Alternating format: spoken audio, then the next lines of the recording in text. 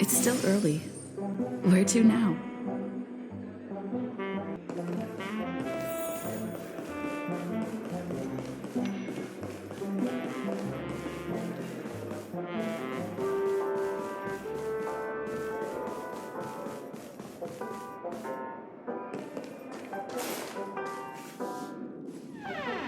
Wake up!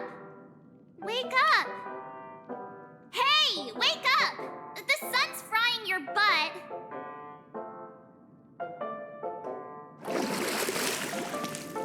Are you okay? Can you hear me? I didn't hear a peep from your room, and it really freaked me out.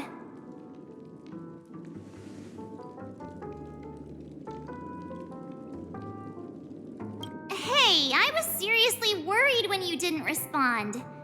Thank goodness. The Order's dream is over. Even though it's been a day, I still break into a sweat when I think about it. Our trailblazing expedition almost ended in Penacony. I'm so jealous that you got a good night's sleep. I was traumatized and too scared to even close my eyes. I thought if I fell asleep, I'd never wake up again. A natural beauty like me never has dark circles. The Stellaron was sealed while you were sleeping. The ordinary people in Penacony have no idea what happened.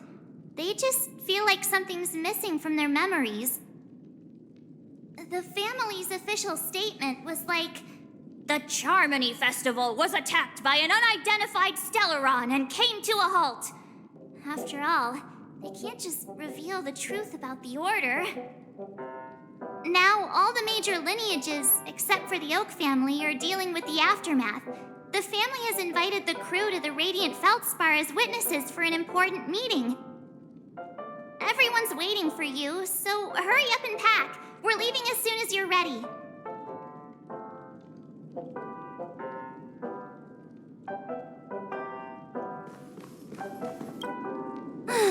After all this craziness, nothing is better than staying safe in reality. It's a massive airship, and it's awesome. I heard it's never shown to the public. Only VIP guests of the family get to board it and enjoy the breathtaking views of Penacony. The Iris family sent us a bunch of souvenirs. Fruit baskets, plus this fancy button model. After you're back on your feet, you can enjoy them all. We are pretty much celebrities on the planet of festivities now, aren't we? The Stellaron was sealed while you were sleeping. The ordinary people in Penacony have no idea what happened. They just feel like something's missing from their memories. The family's official statement was like, "The Charmony Festival was attacked by an unidentified Stellaron and came to a halt." After all, they can't just reveal the truth about the Order. Now, all the major lineages, except for the Oak family, are dealing with the aftermath. The family has invited the crew to the Radiant Feldspar as witnesses for an important meeting. Why the sudden interest in that? Well, I was dragged into the sweet dream. I felt a cold tentacle diving into my memories, but something else was there. So the tentacle suddenly disappeared. And then I dreamed about stuffing my face with delicious food and going on a shopping spree. Sunday didn't seriously believe that was the life I wanted, right? Breaking free from that cheesy illusion was just a piece of cake. Yeah, let's go. We've got some time before we board the ship, so let's catch up with everyone at Dream Jolt Hostelry.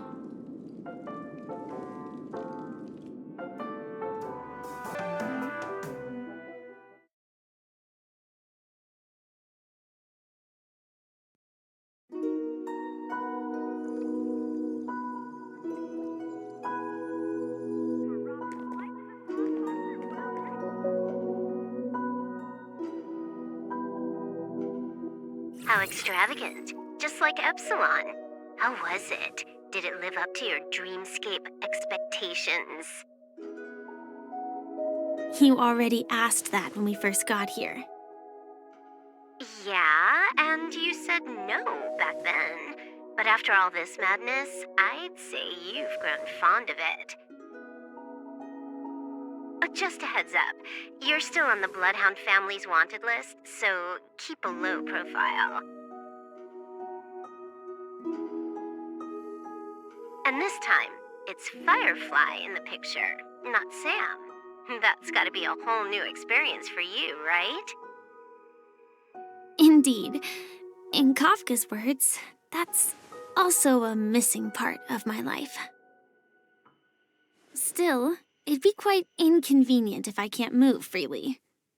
Could you help me out, Silverwolf? I knew you'd say that. Don't worry. I've hacked all the systems and left no trace. Don't do anything that may draw attention, and don't talk with guards. They might recognize you. Keep these 2 points in mind, and you can go wherever you want, unbothered. Thank you. No problem, Miss Samuel. I love this fake name.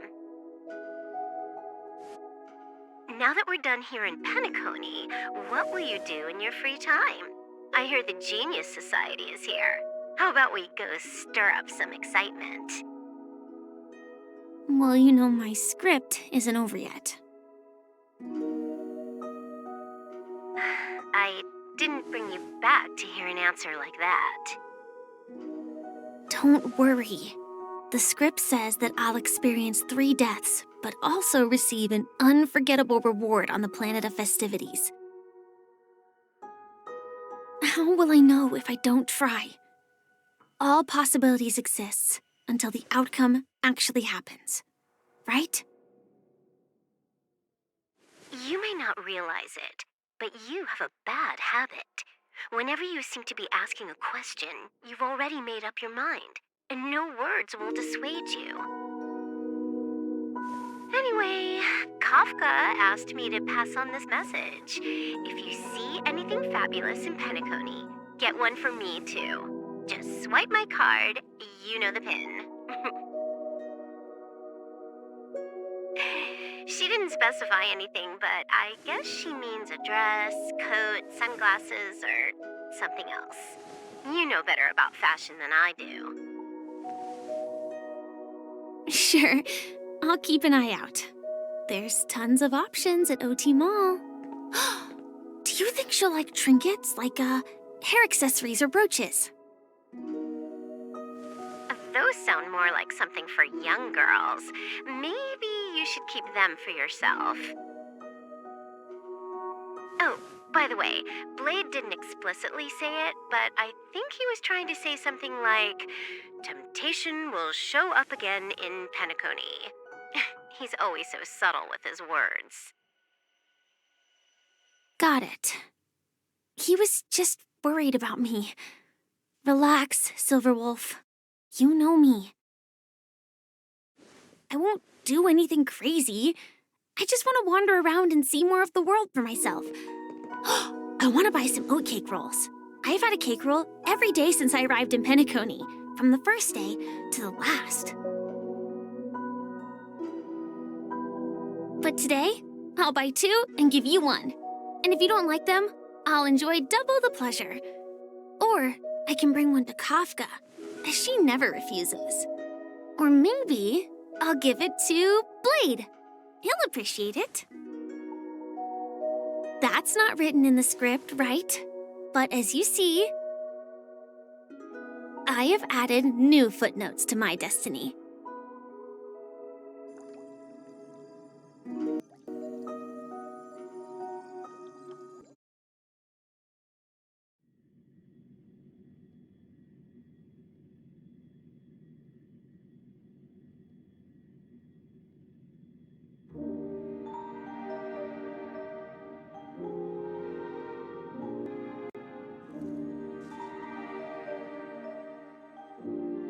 Welcome, Director Topaz.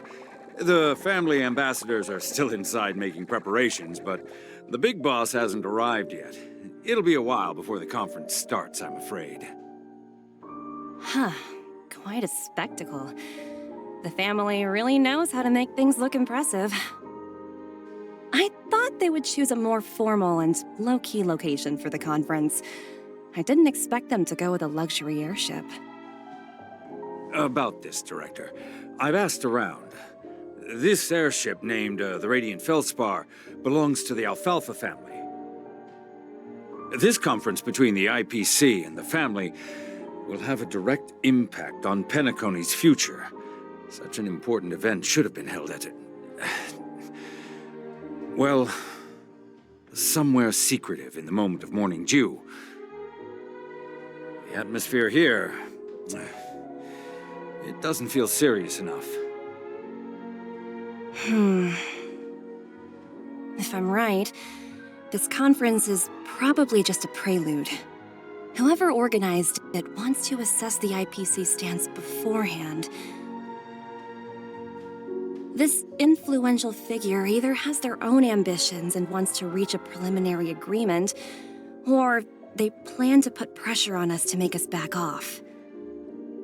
Oh, your mind is always so sharp, Director Topaz. And when the big boss arrives, please remind her to be cautious and watch out for any traps. Thank you for the reminder, but I don't think that will be necessary. When she's at the table, it's the others who need to be cautious.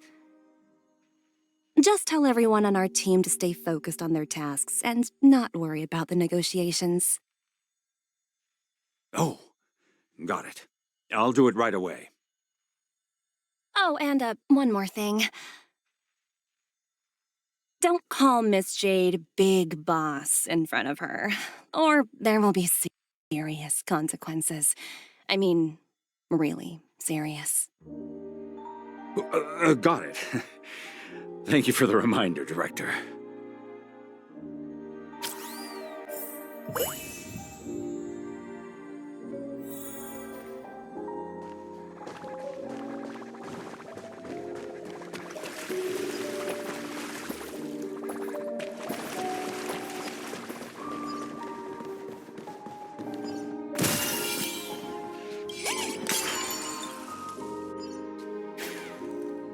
None of the important figures have arrived yet. Huh. Looks like the conference won't be starting for a while. Such a bustling place. I think I'll take a little walk around.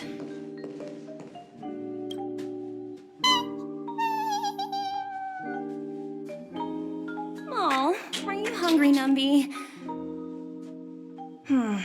Food in the dream. Shouldn't taste bad, right?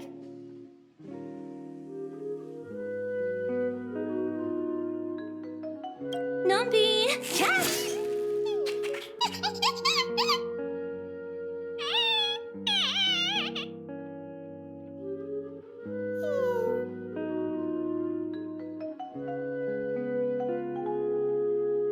Ooh, oops, not to your liking, huh?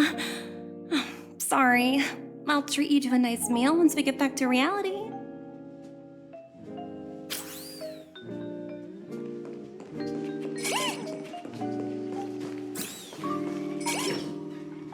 So many buttons. How many centuries would it take to press them all? Huh. Didn't expect those pooches to actually recycle them all. Huh? What are these?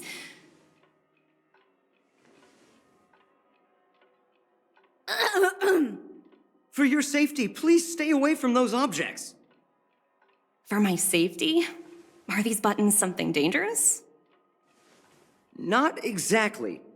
Lately, there's been a prankster in the Sweet Dream who's been handing out strange button devices to anyone he meets. According to those involved, he said something like, "Just press this button and all of Penacony will explode!" Luckily, no one believed him.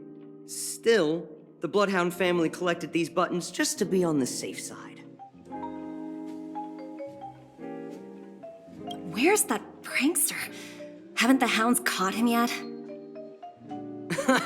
Yeah, that guy has some skills, I'll have to admit that. However, you know, the Bloodhound family won't give up. Whoever disrupts order in the dreamscape will face severe consequences. Anyway, the family will deal with these things. Please kindly keep your distance.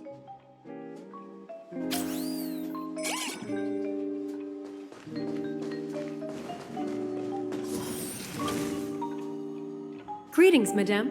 What can I do for you? Hello. Could you tell me more about the Radiant Feldspar? I assume you are the ambassador of the IPC Strategic Investment Department. It's my honor to assist you.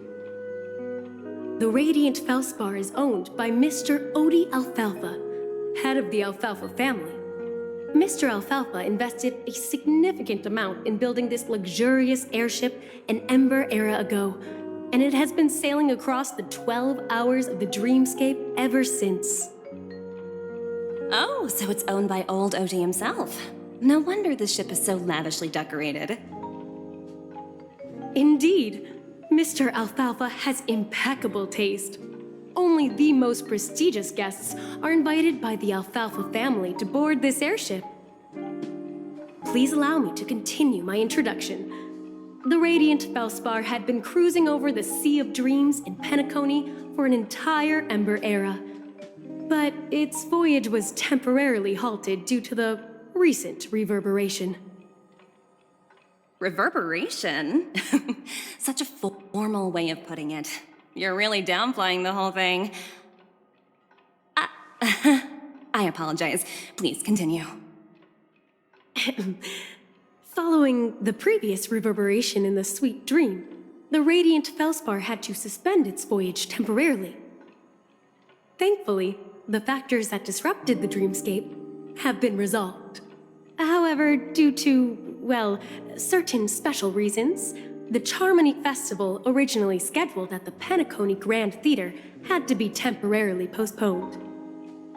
So, Mr. Alfalfa suggested relocating the Charmony Festival to the Radiant Feldspar, taking this opportunity to announce the resumption of the airship's voyage. Ah, well, that would meet the family's needs and also create momentum for Mr. Alfalfa himself. Quite fitting for a legendary tycoon like him. Thank you for explaining matters to me. Goodbye.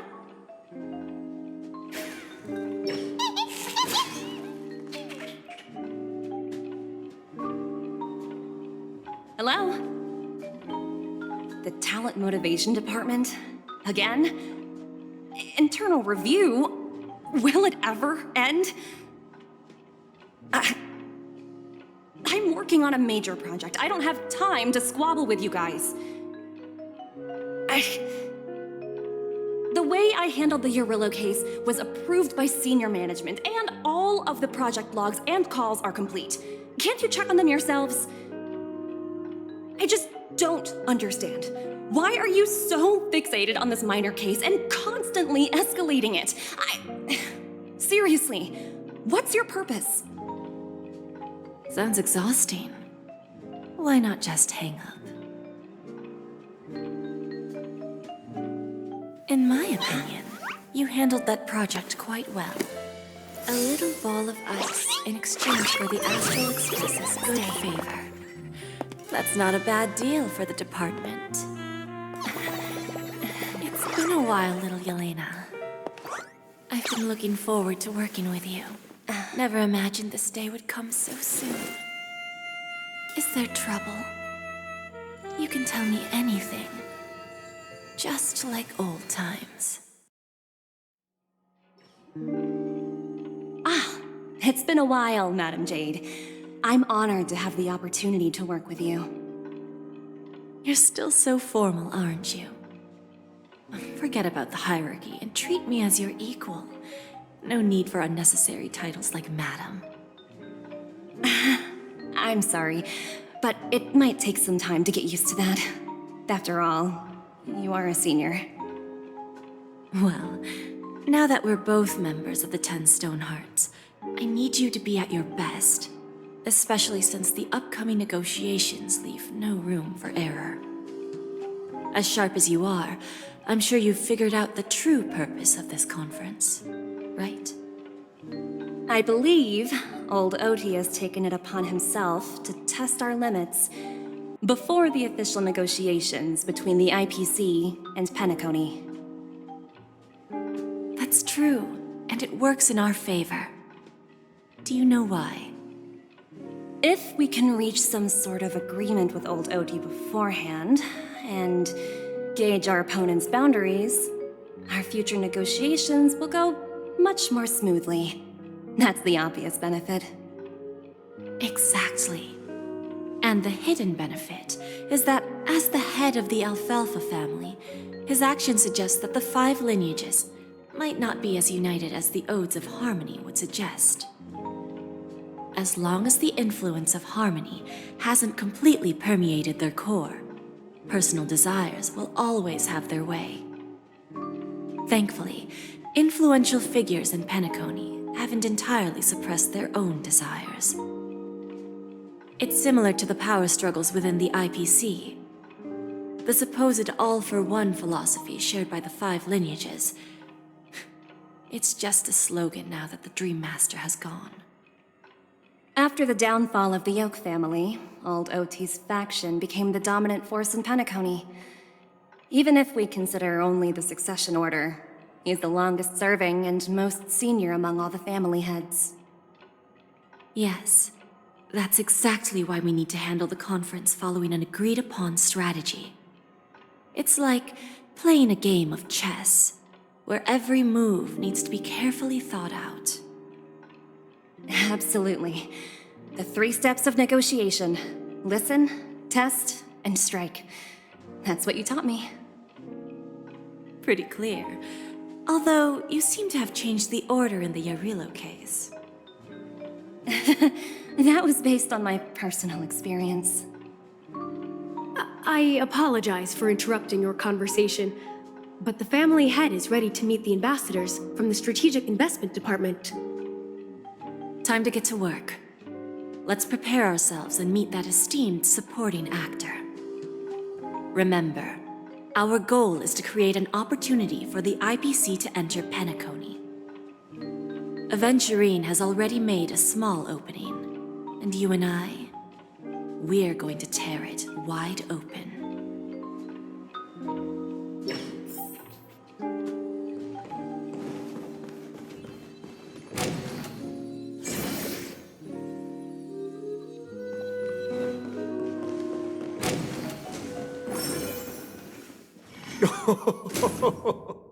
Welcome aboard my ship, the Radiant Feldspar. Smart and charming ladies. Please, have a seat. Let's have a pleasant conversation.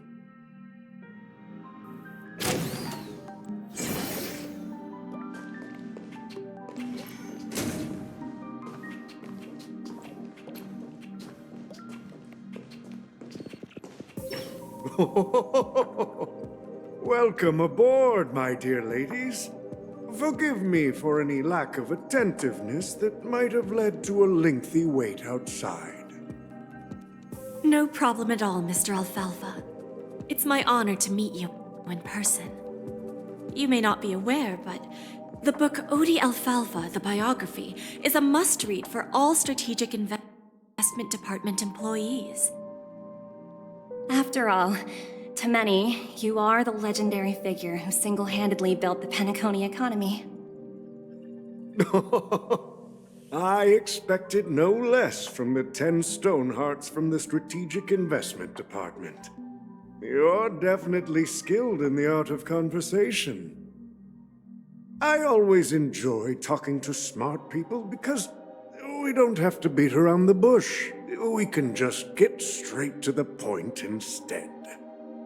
Since I invited you IPC ambassadors on board, I'm sure you've figured out the topic I'd like to discuss, yes? The future of Penacony, if I'm not mistaken. Precisely. Those few words represent a terribly complicated situation indeed. Let's take that golden-haired guy who's not showing up, for example.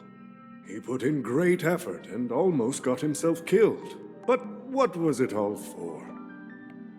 Wasn't it eventually to create an opportunity for you IPC to regain control of the precious Astana? The wisdom and experience you've accumulated over 10 Amber Eras are truly impressive. Let's assume your assumptions are correct, Mr. Alfalfa. How would you respond to the IPC's actions? I appreciate your composure, Miss Jade. You must have witnessed much in your worldly experiences. However, perhaps you don't know much about Penacony. Old Oti won't sit idly by when faced with a greedy wolf.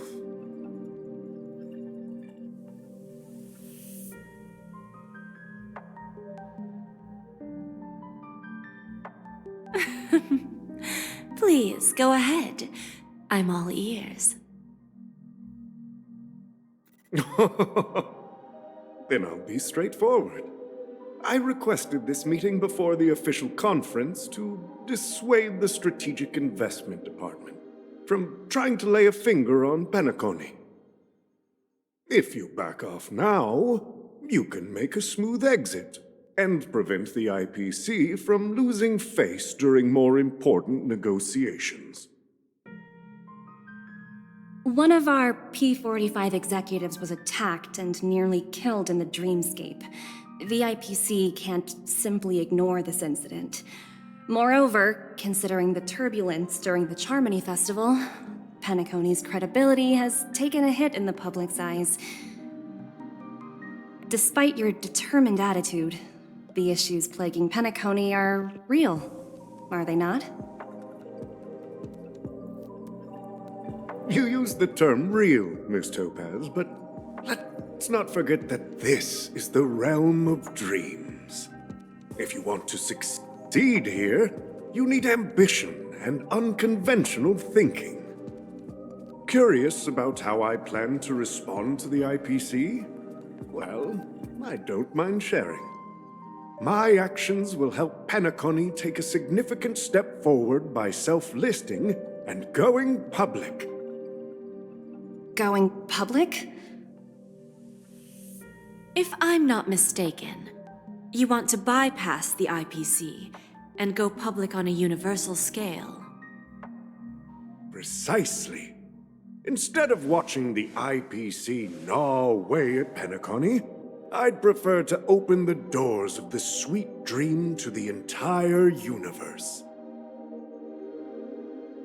Starting today, anyone in the cosmos can become a shareholder of the land of the dreams. This is the path of harmony I'll choose.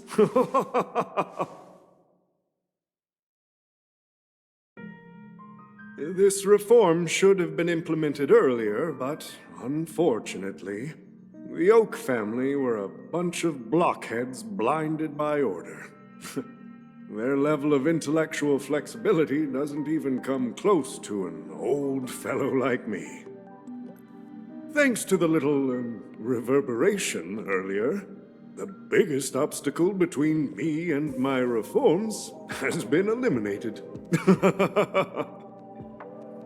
The Alfalfa family will publicize the financial results of Sweet Dream Paradise, so that the entire universe can see that despite the catastrophe, Penacony still holds immense potential and opportunities, and that the family remains confident in its future.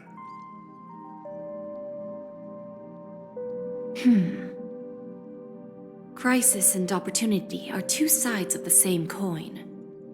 So, you've been waiting for the right moment for Penacony to regain the spotlight.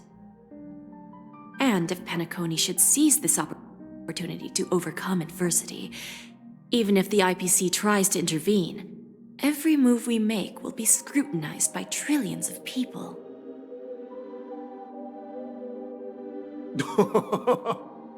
Now I'm convinced that you've indeed familiarized yourself with my biography, Miss Jade. So, about your next move. Please, Consider it carefully. Indeed. We need some time to digest such a wealth of information. I suggest we conclude the first half of our conference, Mr. Alfalfa. Please allow Topaz and me to confer privately for a few moments, and to respond on behalf of the IPC later. Of course. Take your time, dear ladies.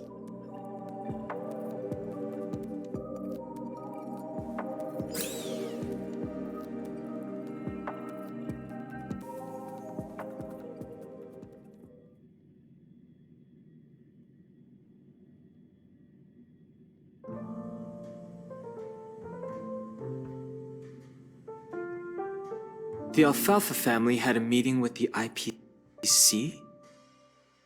I got this information from a message sent by that IPC ambassador. He said it was to return the favor. It's not hard to imagine.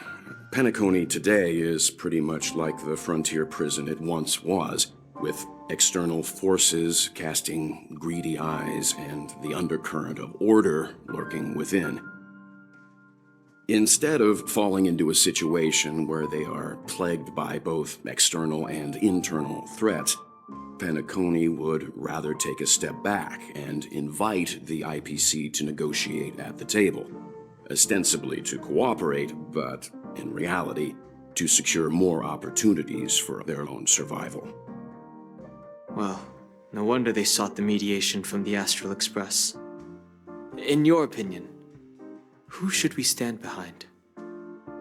I don't think the followers of the Harmony are completely innocent victims in all of this. For reasons unknown, they have a strong desire to smooth things over, which leads to speculation about their motives. If either the family or IPC were to assume full control of Penacony, it would return to its previous illusory dream of hedonism, and the efforts of those previous nameless would once again go to waste. There you are. Did you rest well?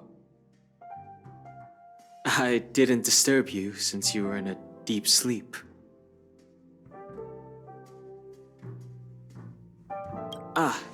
She went to negotiate with the family as a representative of the crew. She'll contact us once her arrangements are ready. After Anna's dream was shattered, the family branch from the Montour system soon arrived and swiftly took control of the situation. Most members of the Oak family fell unconscious, but fortunately, their lives were not in danger. The mastermind behind the plans was confirmed to be Gopher Wood, the previous Dream Master. But by the time we arrived, he was dead already.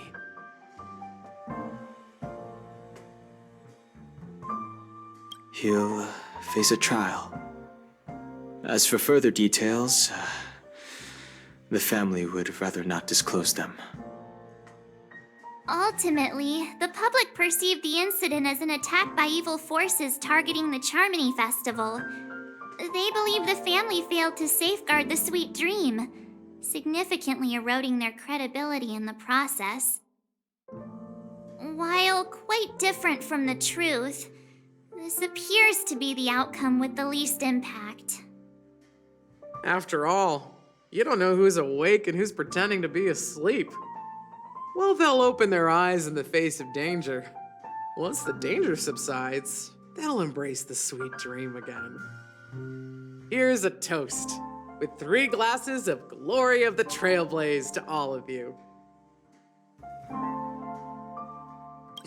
What are you talking about?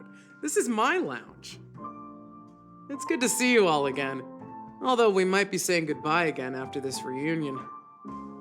When will the Astral Express leave Penacony? We'll stay a bit longer, but not too long. So, this is our final meeting then? If this is a farewell, then it seems to be missing something.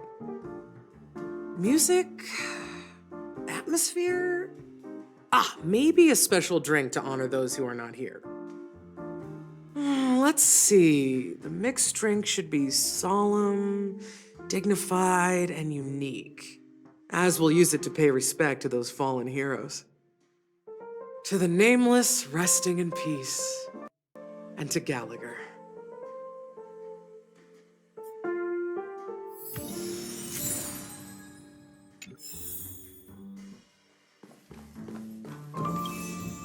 Ready to mix your drink?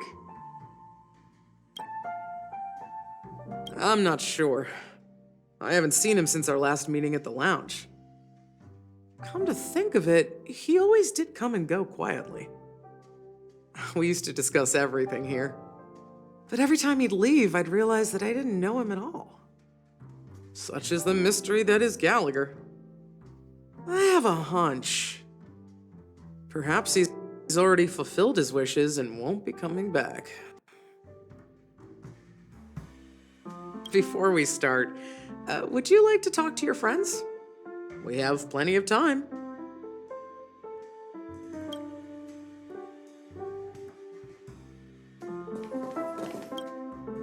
This trailblazing expedition has been thrilling and memorable. Hopefully we've all gained insights about ideals, paranoia, clarity, and dreams from the experiences we've had. One bird longs for the earth and the other longs for the sky. Even if Robin had to stop her brother with her own hands, she won't give up on him. However, facing punishment from the Harmony is inevitable. He will face a trial. As for further details, the family would rather not disclose them. Since the family took up residence in Penacony, the Order has been hiding in plain sight under the guise of the Oak family, using the Stellaron's power to strengthen their hold on the Sweet Dream, which eventually resulted in disaster. That's the claim the family makes. Whether they were truly unaware of all this is a delicate matter. Venturine's efforts finally earned the IPC a seat at the table. As a result, a more senior representative arrived in Penacony and initiated negotiations with the family. As far as the Astral Express is concerned, the IPC will make for an invaluable ally during the negotiations to prevent Penacony returning to its former ways. Well, it was somewhat surprising. In that dream, I returned to my homeworld and reunited with my long-lost friends. And for some reason, Acheron resurfaced in my mind. When I realized that her conclusion was not preserved in memories, I became aware of the bitter truth. The conclusion of a journey can often be sorrowful. All we can do is to try to make sure it ends on a happy note.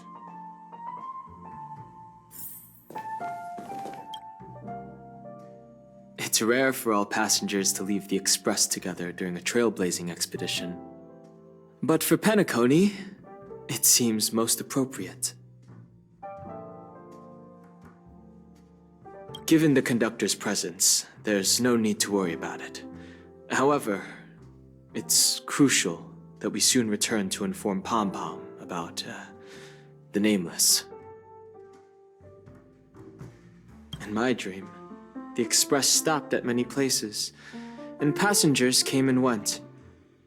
However, the five of us were always present, and the journey seemed never-ending.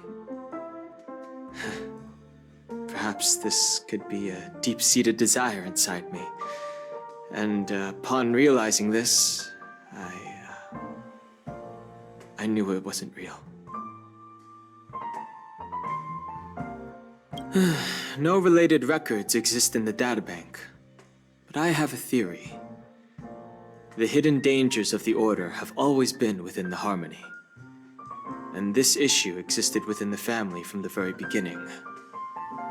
However, now that more powers in the universe are aware of this secret, the situation in the cosmos will become more complicated. Like I said, we'll go and see. Once we've packed everything, we should head to our next destination.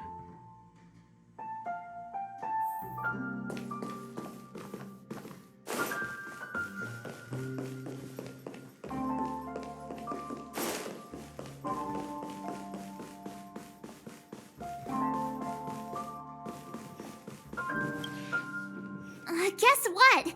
Something weird just happened when I was on my way over here. Someone gave me a strange gift. So I unwrapped it and found out it was a button with a message on the back. Just press this button and all of Penacony will explode. That sounds terrifying. Of course not. Who would press something like that? By the time I turned around, the person had already vanished. So I handed it over to a nearby hound. I heard there were many similar reports before the Charmony Festival started.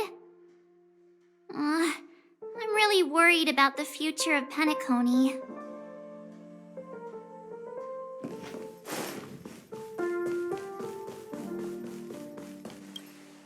Ready to mix your drink?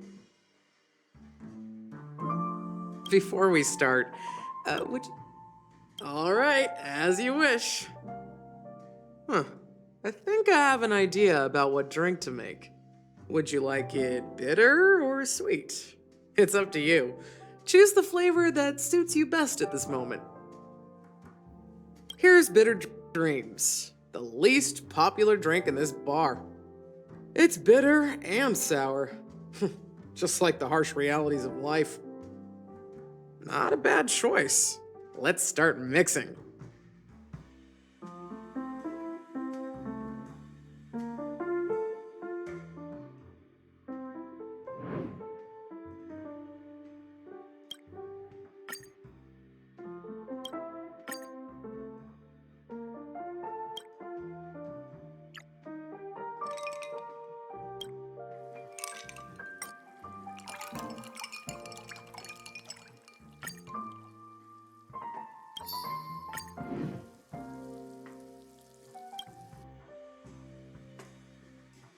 Words always fall short.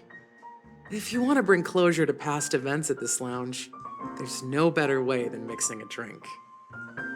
Blend all your memories and emotions together and stir them well. Through the filter of time, what remains in the glass is something to savor. Well, it's done. Here's to the nameless resting in peace, and to my friend Gallagher. Death is a bitter truth, but what you did will be remembered by history. We're not accepted by the outside world, so we've gathered here. And one day, our souls will return to the same place. Cheers.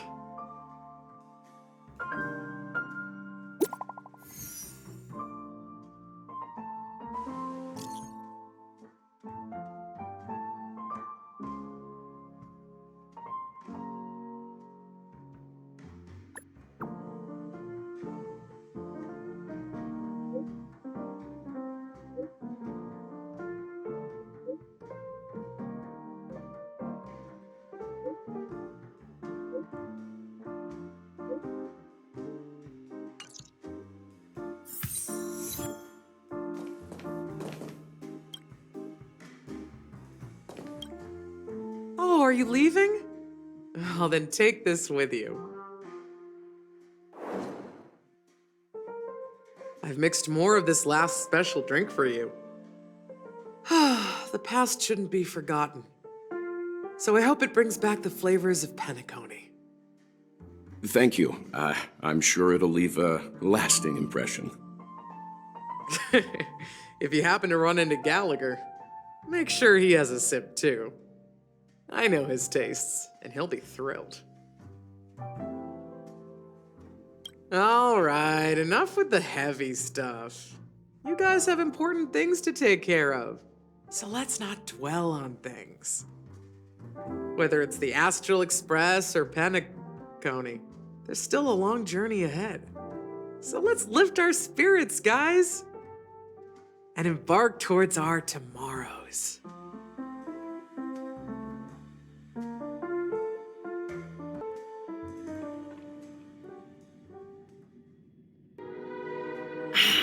Old Odie is a tricky opponent.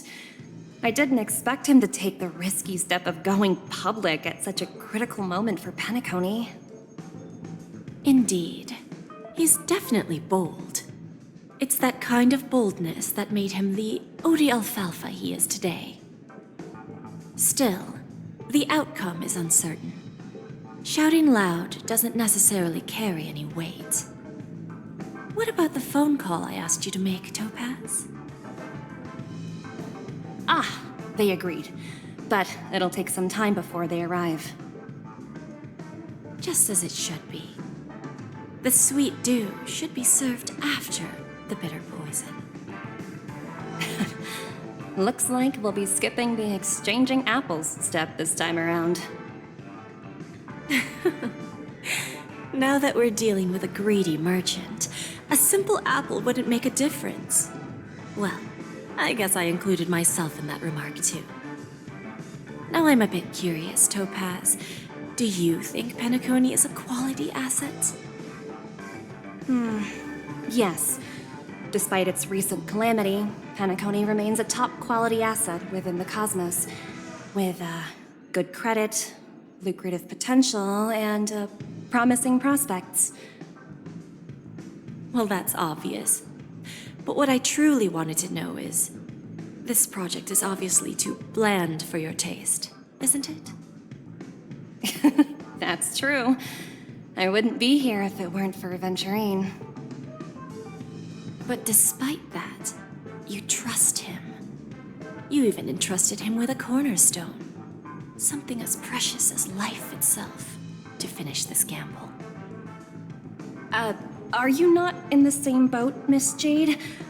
Without us playing along, your Jade Stone wouldn't have made it across the border so easily, allowing you to see all desires that flow through dreams to gain a bargaining chip in negotiations.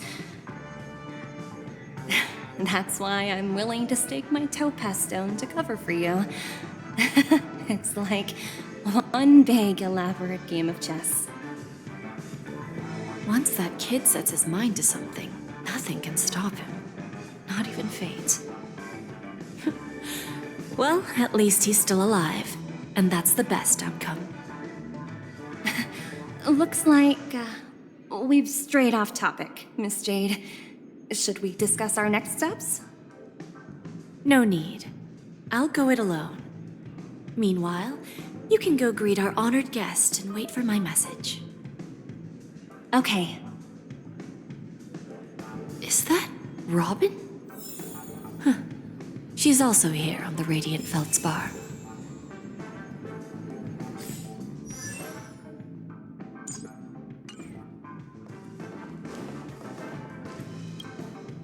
Greetings, Miss Robin. I didn't expect to meet you here. Miss Jade? Greetings. The opening ceremony for the Charmony Festival has been moved to the Radiant Feldspar, so I'm here making some preparations. How about you? Have you spoken with Mr. Alfalfa? I'm actually on my way to meet him right now. Do you know him well, Miss Robin? Unfortunately, I've never met him. I've only heard a few comments from the former head of the Oak family. Mr. Alfalfa is respectable when it comes to business, but in other respects, I can't say the same. Where do you think the future of the planet of festivities is headed? I believe the sweet dream will see its rebirth, just like the Radiant Feldspar resumed its voyage. The Harmony needs a new direction. Only by bidding farewell to the past can we actually sail into the future. There are no permanent allies or everlasting enemies, so let's both take what we need from this deal. Naturally. I'm looking forward to your performance. See you at the festival. See you later, Miss Jade.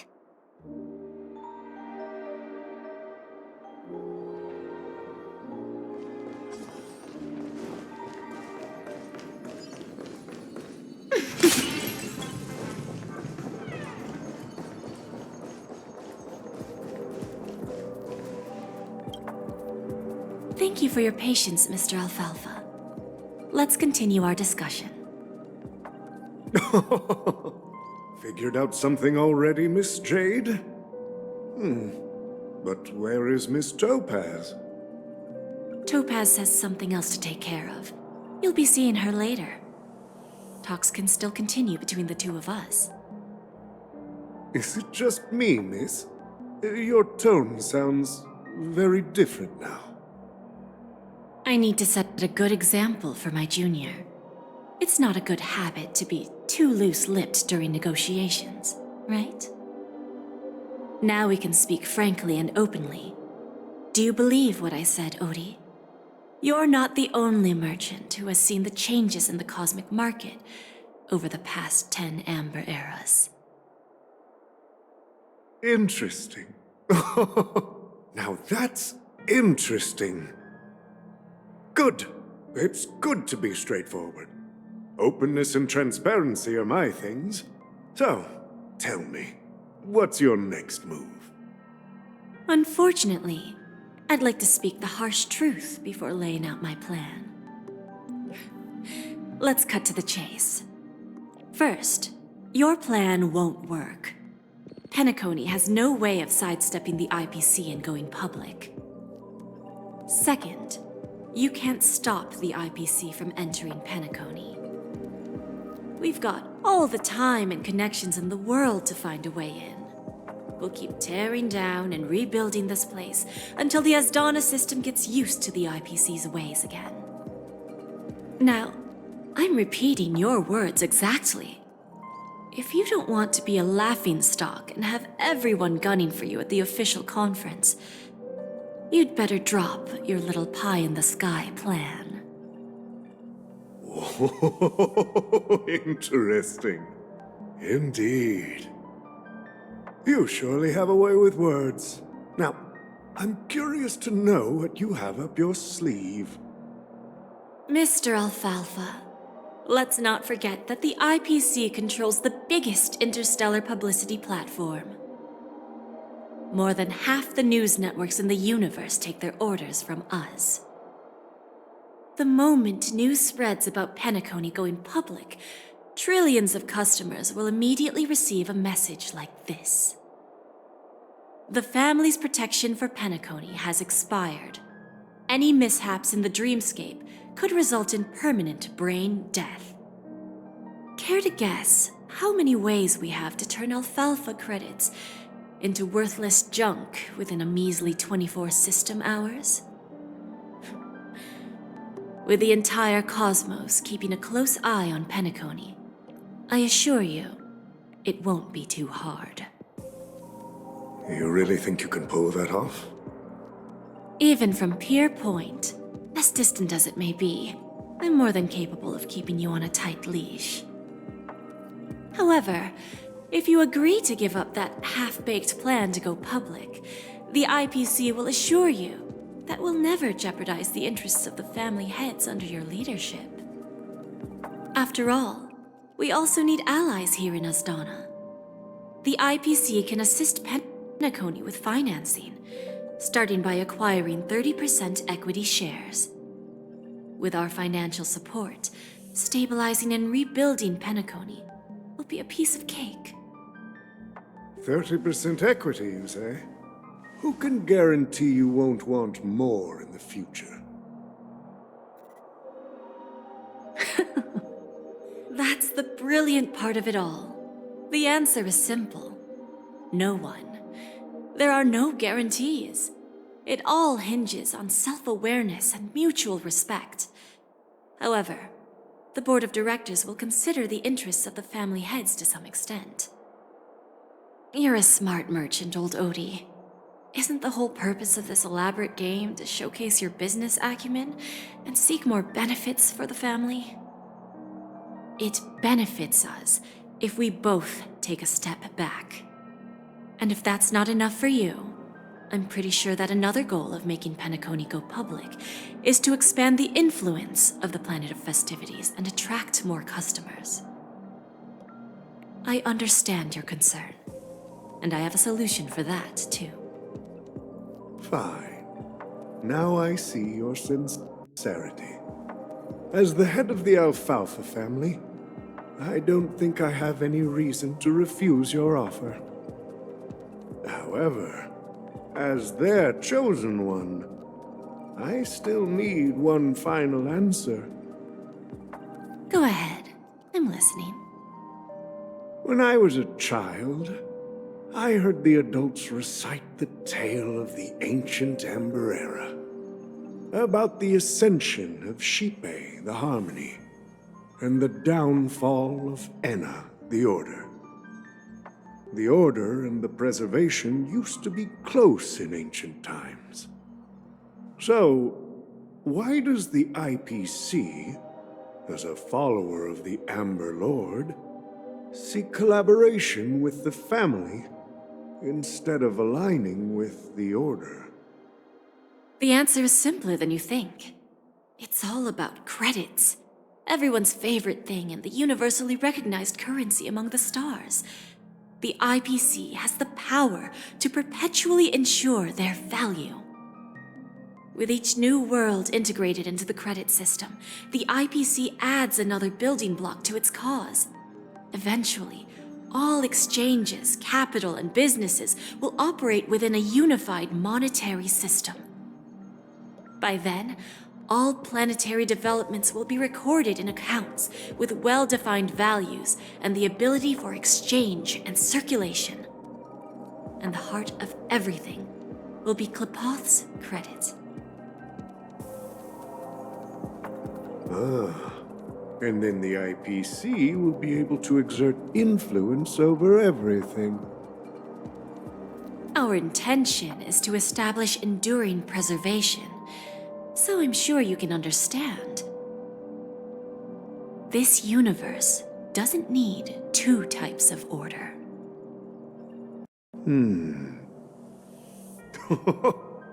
Well said. Now you've convinced me.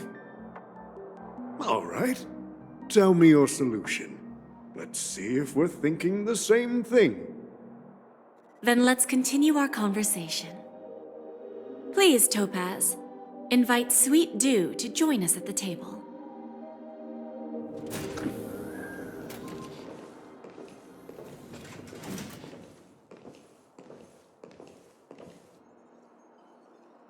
Thank you for your presence, Miss Himeko. Please allow me to introduce her to you, Mr. Alfalfa. This is Miss Himeko from the Astral Express, one of the future shareholders of Penacony. I've heard so much about you, Mr. Alfalfa. It's an honor to meet you as representative of the Astral Express. This stunning lady is the navigator of the Astral Express? It's a pleasure to meet you. I believe everyone here is familiar with the general contents of the proposal. After this round of financing, the IPC is expected to hold 30% of Penacony's shares. Then, the IPC will transfer 5% of that stake to the Astral Express and recommend Miss Himeko as an independent director to honor the sacrifices and contributions made by the former Nameless to the land of the dreams. While this decision isn't finalized yet, we are honored that everyone here recognizes the way of the Trailblaze. While the Nameless didn't embark on their journeys for fame or fortune, if this is the wish of both the family and the IPC, I will represent the Astral Express and fulfill my duty as a member of the board of directors. The entire crew has agreed to assist in the reconstruction of Penacony. Beyond that, in our future travels, we are committed to bringing the beautiful dreams of the planet of festivities to more worlds. Of course, all cooperation is based on one premise. The path of harmony in Penacony must not be distorted again, and such a tragedy must never recur.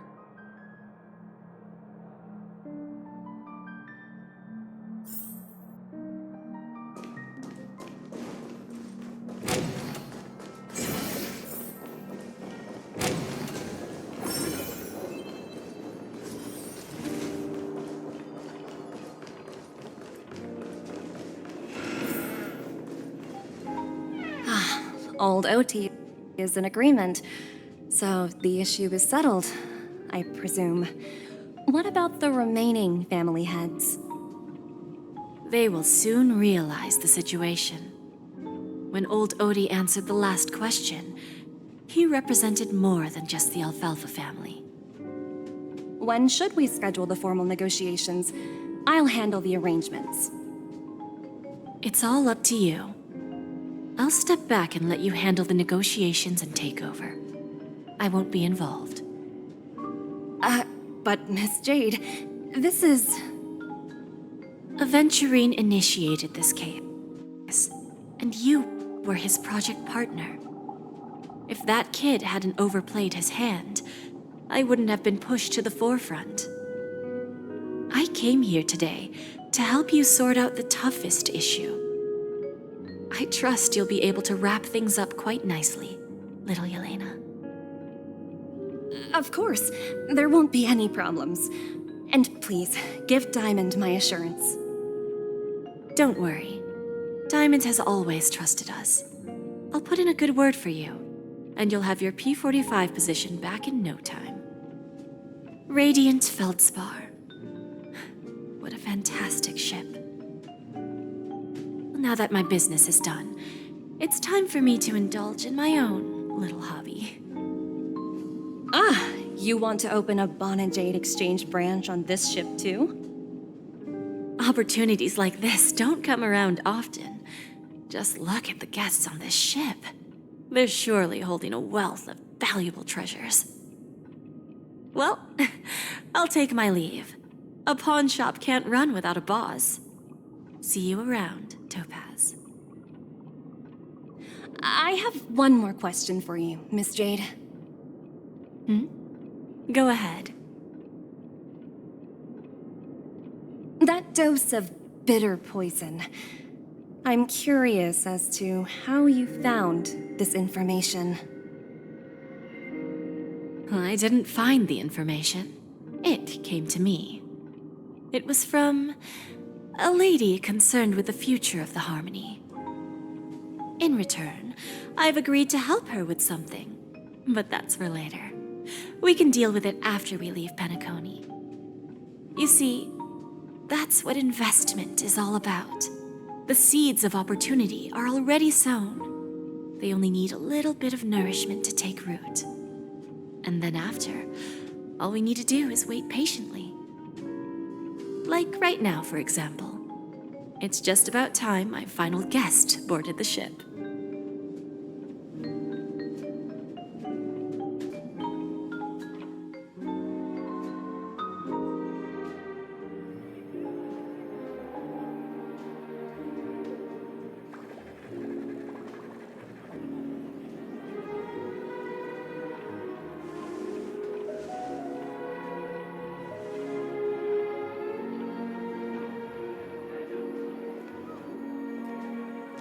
Sneaking in was way easier than I thought.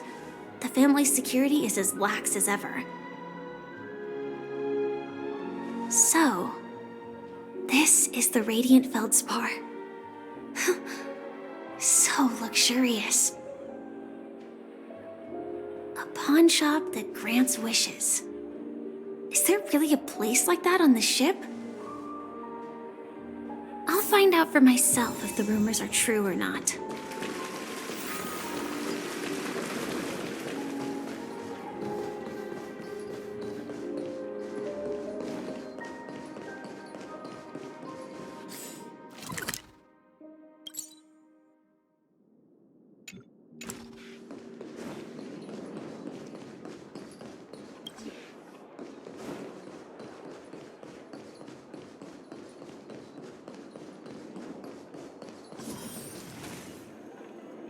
Is that her?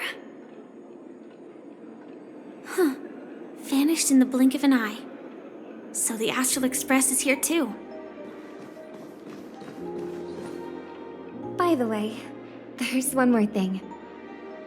Mr. Alfalfa and I discussed it. I'll present a gift to the Astral Express on behalf of the family as a token of gratitude for the Nameless's contributions to Penacony. Please help me with the necessary arrangements. Right away, Miss Robin.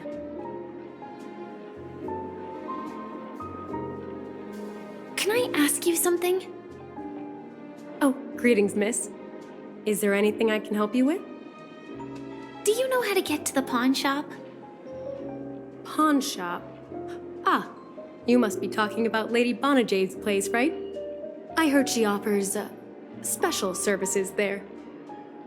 I've marked the pawn shop's location on your device. Please feel free to check it out. Lady Bonajade. I think I've heard that name somewhere before. Was it from Silverwolf? Come to think of it, she disappeared after mentioning that she was going to meet with the Genius Society. I wonder how things turned out for her.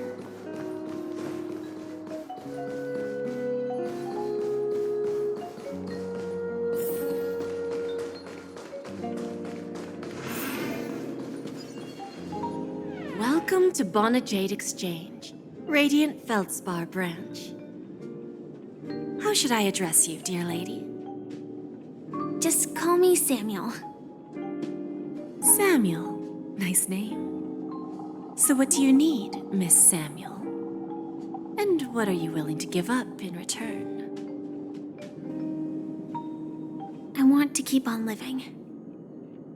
And for that, I'm willing to give up everything I have. Everything you have? That's right. Everything. Miss Samuel, I think you'd best turn around. It seems you're not quite familiar with the term pawn. What do you mean? I mean it literally. I sense your burning desire to live, but unfortunately, you don't have anything of equal value to offer. Okay. A pawn shop that grants wishes. I see. It's just a marketing gimmick. Well, that's quite a harsh accusation. I understand you may not fully comprehend what I mean, but don't worry. I'll help you understand. Go and talk to these people. They're all customers of my pawn shop. See for yourself if their wishes have come true. Once you've done that, come back to me. I'll help you understand the true meaning of pawn and make you realize what you're missing. That Lady Bonajade feels more like a money lender rather than the owner of a... Which one should I pop? 1, 2, 3, 4, 5. Don Hung and Void Ranger Jive. Don't change the words. No, it's not the best time to do that. Sorry. I'll catch up with you later.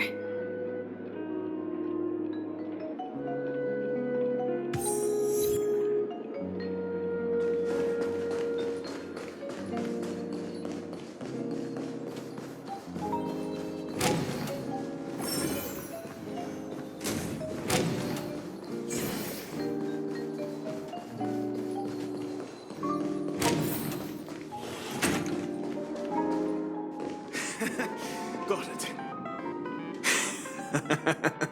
You stupid little girl. Coming back to lose more money, huh? Enough talk. Let's get started. This will be our final game. I'm betting my entire fortune. Oh, a big talker, huh? All right, let's see what you've got.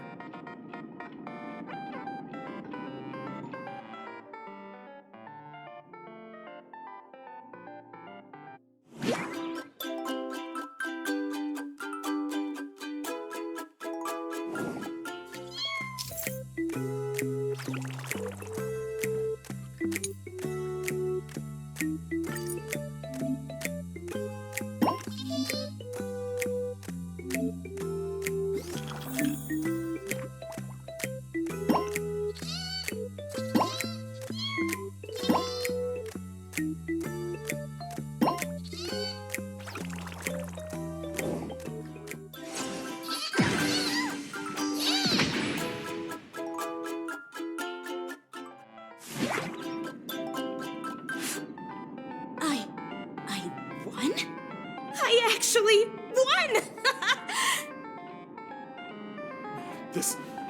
This can't be! You lost to me 10 times in a row. How could I possibly lose to you at such a crucial moment?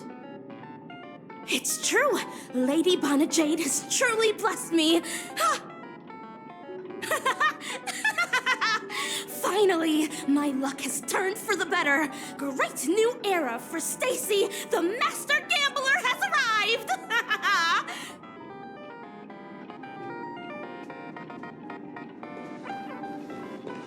Excuse me.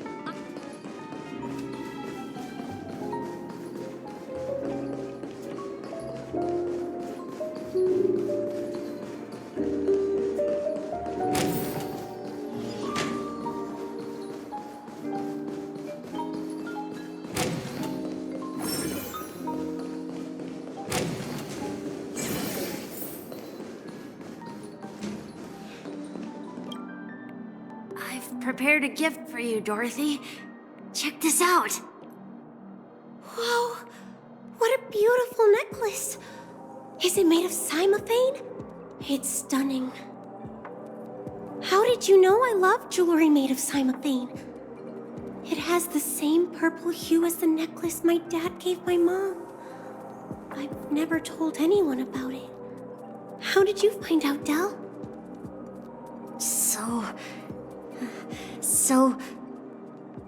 Well, will you go out with me? I will. Really? I mean, really? I never said yes before because I thought you had no idea what I liked. But this gift made me realize you were actually paying attention all along, trying to learn everything about me. So yes, I will. Wonderful. My wish has actually come true. So, shall we go, Dorothy? Let's go outside and enjoy the stunning views of the 12 hours. Yeah, let's go.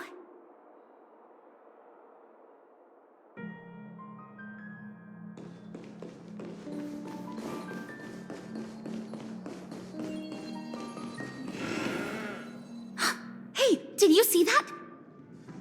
The gray-haired one outside. Don't look around, just focus on your drink. Seriously, they look like a total lunatic. Is that her?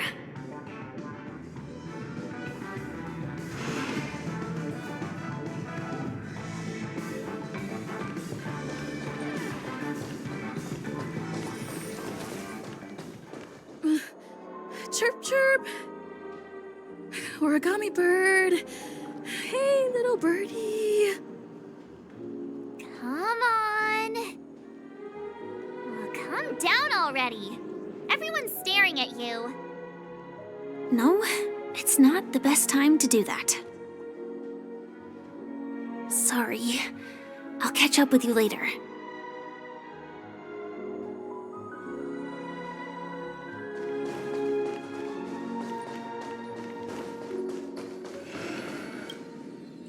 Yeah, you heard right.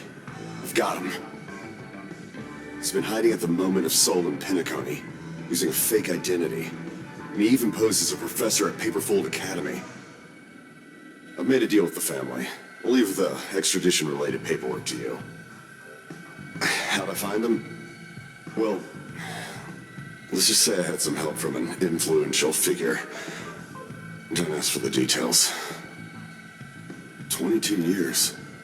Yeah. 22 years of chasing this guy all over the cosmos.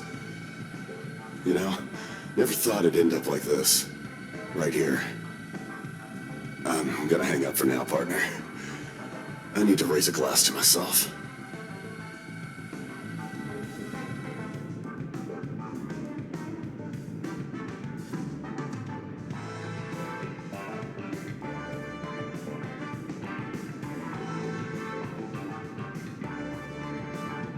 All of their wishes actually did come true. But I just don't understand. How did she do it? And what does pawn really mean? I should go back and ask.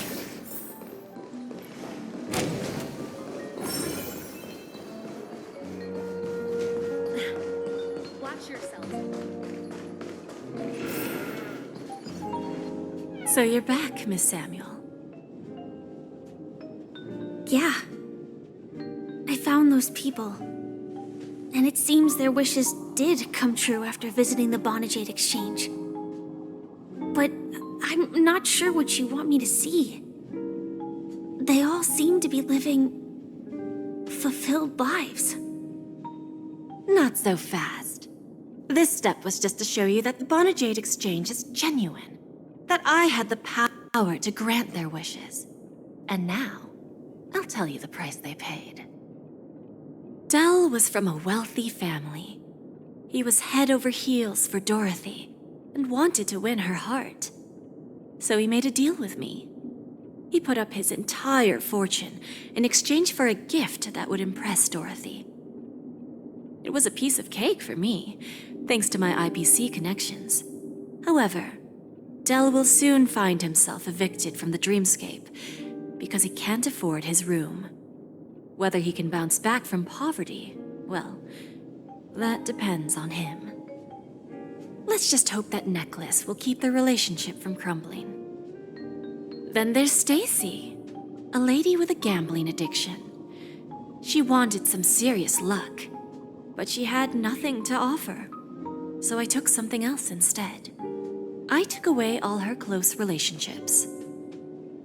From the moment she stepped out of the Bonajade Exchange, every casino in the cosmos would remember her name. But her parents and siblings would sever ties with her, and it would be impossible for Stacy to make any real friends again. She will accrue a vast wealth due to her good luck, but she'll never be able to use it for the people who truly matter to her. As for Detective Walker, he spent 2 decades chasing down a wanted criminal for some heinous crime. But he never caught the guy. In his desperation, he came to me. He offered his own memory system as collateral. In due time, his memories as a detective will be erased, and he will completely forget his own identity and all the sacrifices he has made. Interesting, don't you think? I fulfill people's desires and grant them favors, and soon they come back to me with even greater desires.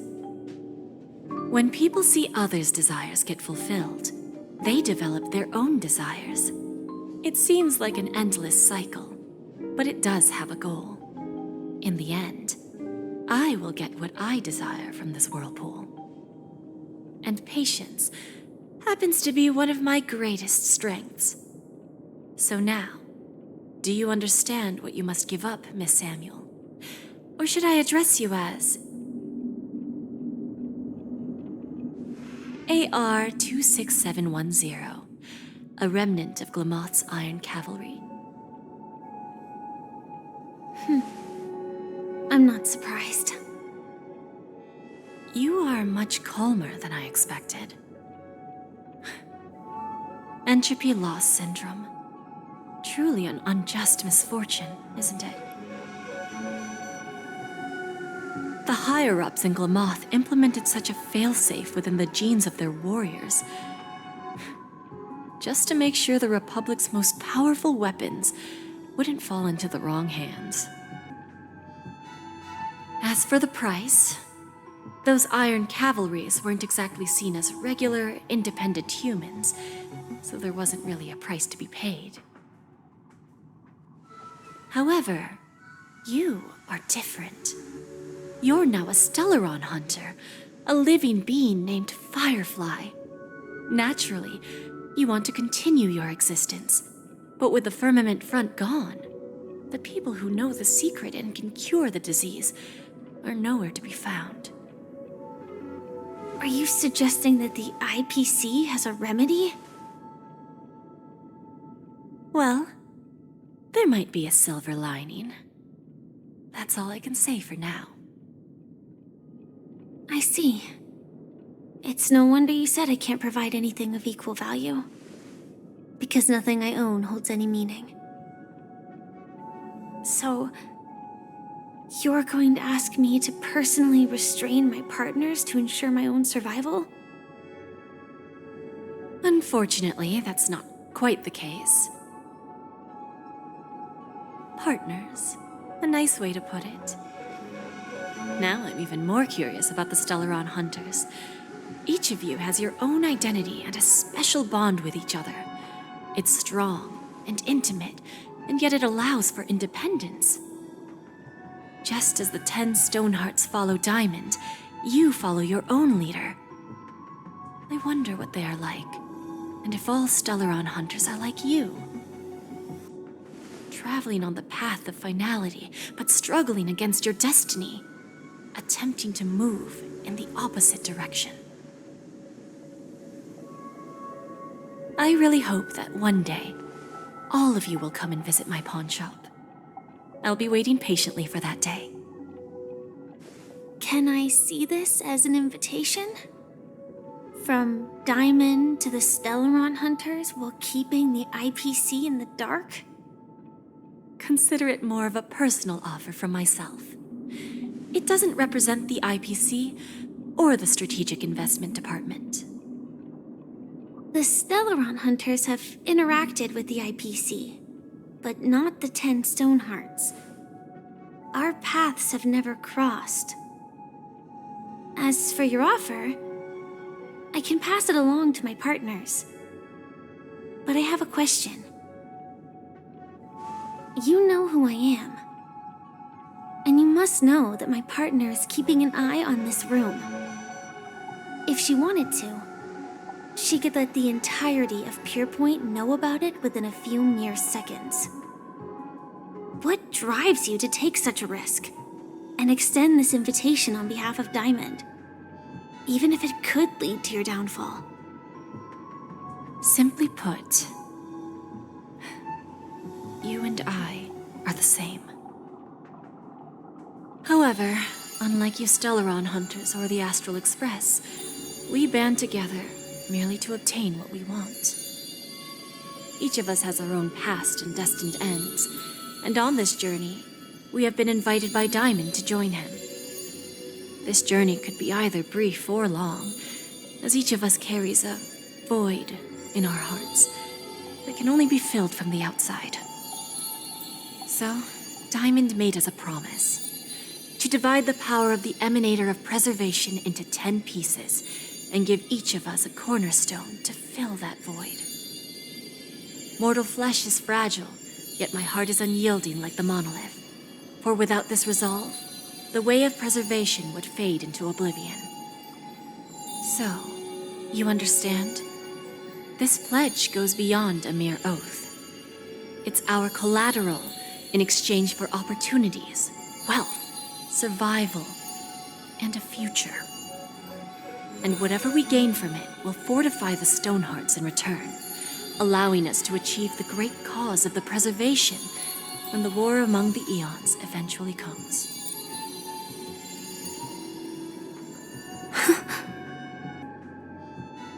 I understand. Take your time, child. You don't need to give me an immediate answer. Like I said, patience is one of my greatest strengths. If fate turns that page, our paths will cross again. It's a shame, though, that this pawn shop can't give me what I desire.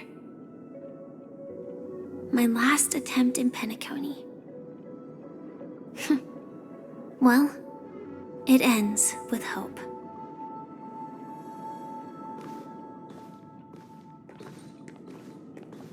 Lady Bonajade, I've come to deliver the collaterals promised.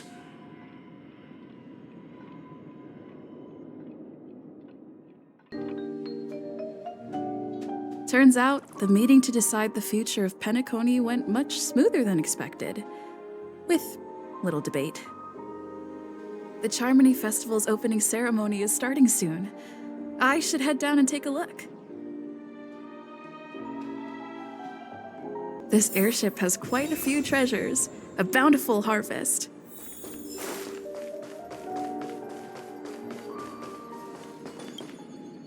Remember, I can take you out with just one shot whenever I choose.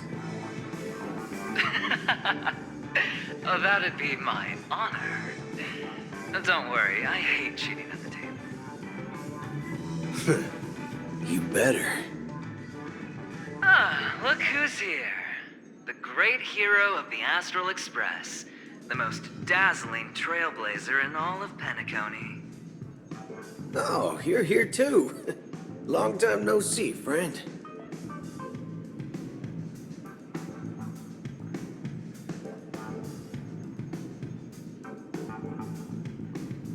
This fella is also tracking down that son of a gun. What's that saying again? The enemy of my enemy is my friend. Let's set aside those under-the-table dealings for now, partner. Don't want to spoil the festive mood of the Charmony Festival. Oh, I agree. Now let's congratulate Miss Trailblazer. I hear the family intends to thank the crew at the Charmony Festival. It's a real pity I can't personally be there to witness this.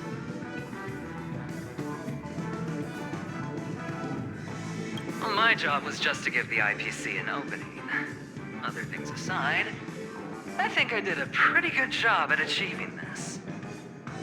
While you were at Dreamflux Reef, we were actually close by. We wouldn't have been able to dig up so much dirty information without the help of a knowledgeable friend. But that emanator didn't pull any punches. My body couldn't hold out too long. Otherwise, this would have been settled in a much cleaner manner. No problem. Punishing the wicked and eradicating evil is a top priority. Would have been strange if we sat it out. Making an entrance like that, us Galaxy Rangers are making a comeback. Reckon you'll meet quite a few followers of the hunt on your journey. Do me a favor, pass on my regards, will ya?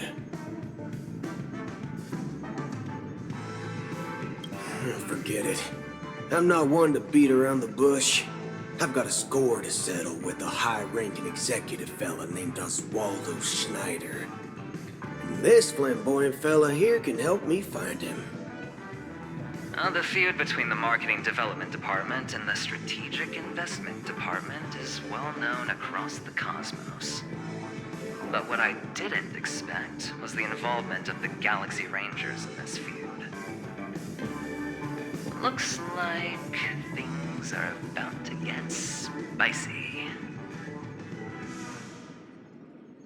Thank you. And I also hope you enjoy yourself, great hero of Penacony. I'll pass. But I do hope you guys have fun. If you don't mind, let's play a few rounds next time.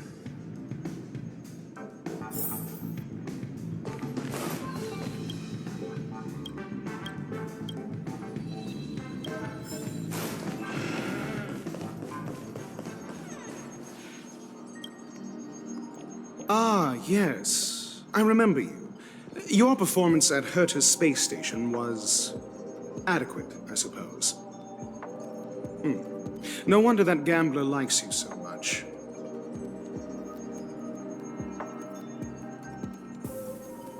The Intelligentsia Guild assigned me to be an invigilator for the IPC's ambassadors. Nothing more than an errand from the Office of Academic Affairs. Very well. The Charmony Festival is about to commence soon. Take advantage of this unique opportunity. A blend of work and play is essential for superior knowledge absorption. The executives of the IPC and the Guild say that we are strategic partners. Yet, from my perspective, I am invariably the teacher, and he, along with you and every other individual, is the student. From this perspective, Aventurine isn't what you'd call an ideal student. Yet, he's also not utterly obtuse. Alas, the void within him can never be filled by talent and knowledge. Let's hope he doesn't turn into a philosophical zombie.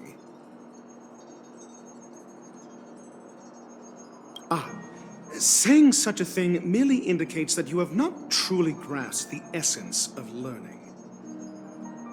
The principle of balancing work and relaxation is scientifically grounded, with the relevant proof process detailed on page 21 of the 31,467th issue of the academic journal Star Caesar. Acquiring knowledge aims to enhance living. Don't invert priorities like those dolts at the guild. Then you'll excuse me.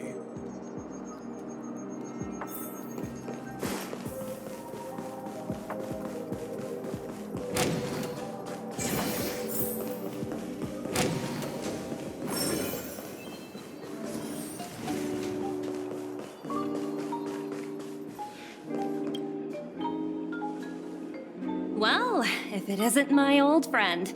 It hasn't been long, and yet here we are again. How are you?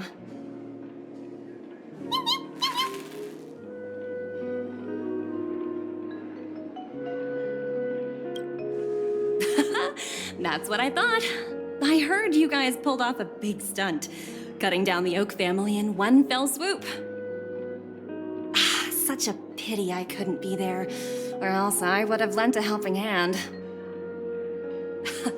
Look how bustling this ship is. Not bad. Someday when I'm less tied up, I plan to host a grand party on my eco-ship, and you'll all be on the guest list. Transform?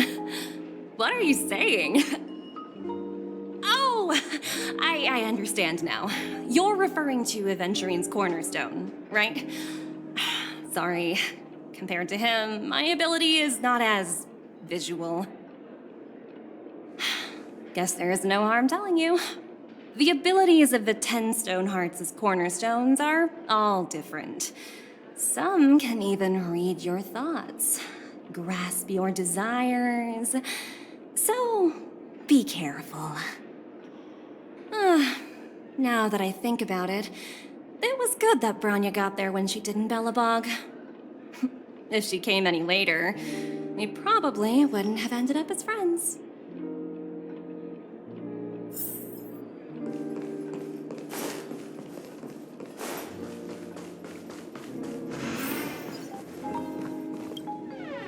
Hey there, lively lady.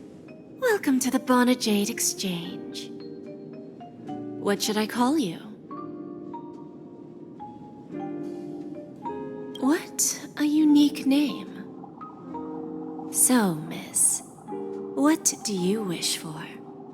And what are you willing to sacrifice for it?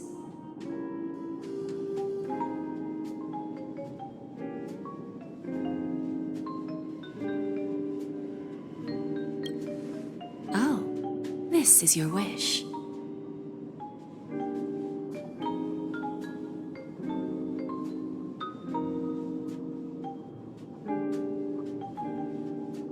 Sounds simple enough.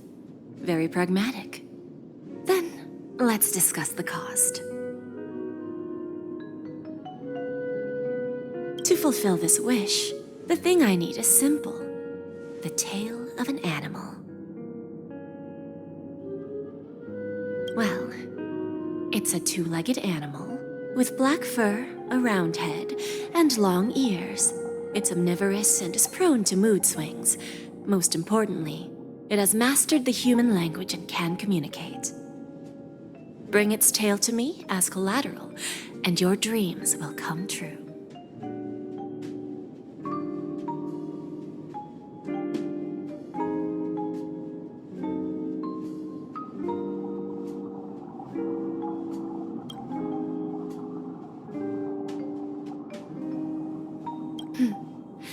May fate bring us together again, Miss Trailblazer.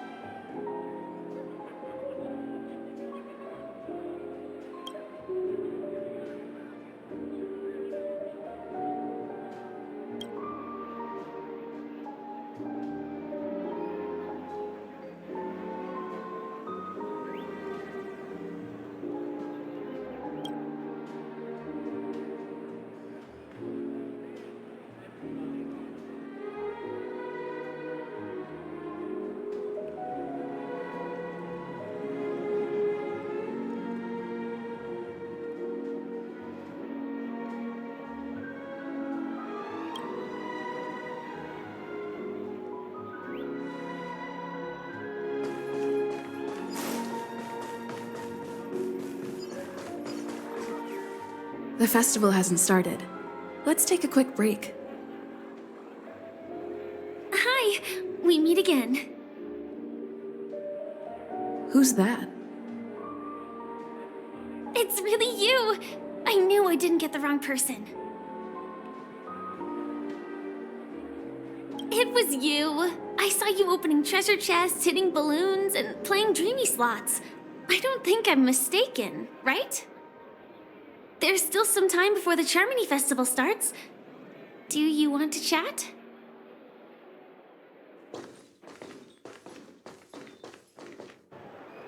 Two murder cases, a showdown with the IPC's ambassadors, the legacy of the Nameless, and a remnant of the Order who wishes to replace an Eon-created paradise with a dream. You guys even ended up shattering the dream. It's truly been quite a vacation. It's a good thing that you guys managed to overcome all those difficult problems. Congratulations! After the Charmony Festival's opening, will you guys be leaving again?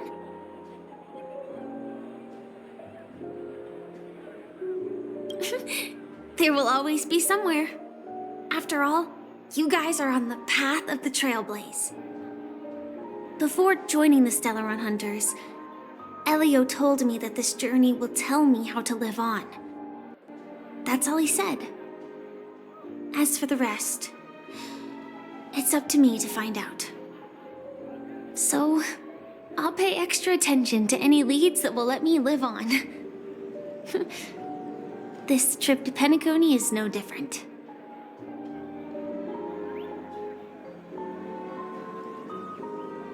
Yes, initially I thought the answer might lie with the riddle of the watchmaker. I was looking in the wrong place, but I did reap some rewards. Do you know Miss Jade from the IPC's Strategic Investment Department? Bonajade Exchange belongs to her. She told me her price, but... No. But what she wanted wasn't my answer either. Of course, I want to live on. But... what fate owes me? I want it paid back, not passed on. No one else should be involved because this is a grudge between me and fate.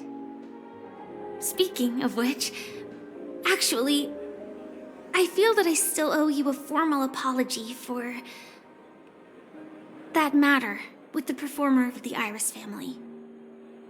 Even the smallest of lies can turn into a betrayal as sharp as a blade.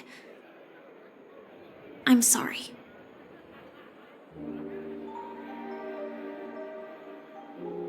It was an emergency, so I never had the chance to formally apologize to you. And admittedly, I was the one to blame. To me, hiding is much easier than being honest. Yet, I still want to try expressing my emotions as any ordinary person would. It's that girl! Get moving! Arrest that criminal before the Charmony Festival's opening ceremony starts! I can't believe they've chased me this far. Looks like we have to say our goodbyes. Don't worry about me, just go and enjoy the ceremony. The script hasn't reached its end yet. We will meet again.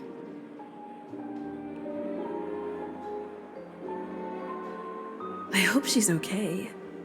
But if it's only those two hounds again, she'll probably be fine. I'll send a message later to check in on her. Let's go attend the Charmony Festival first.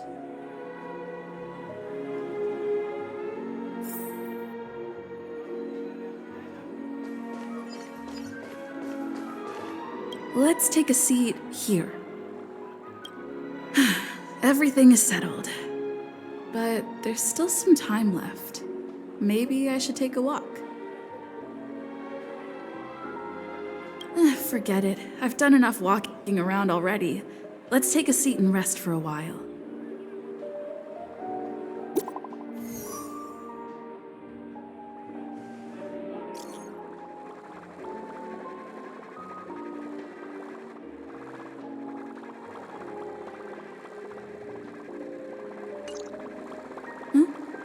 Looks like I don't have to worry about her. Let's wait for the opening ceremony to start.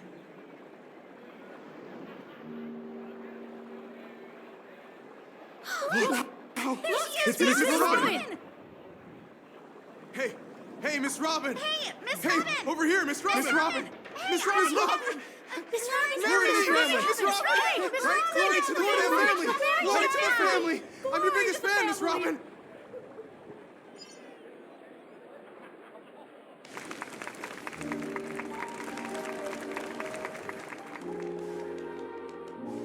Distinguished guests, fellow family members, ladies, gentlemen, and friends from all over the cosmos. It's a pleasure to join you all in celebrating the grandest ceremony of the Amber Era, the Charmony Festival. Firstly, on behalf of the Penacony family's 5 major lineages, and on behalf of myself, I'd like to extend a warm welcome to all our guests.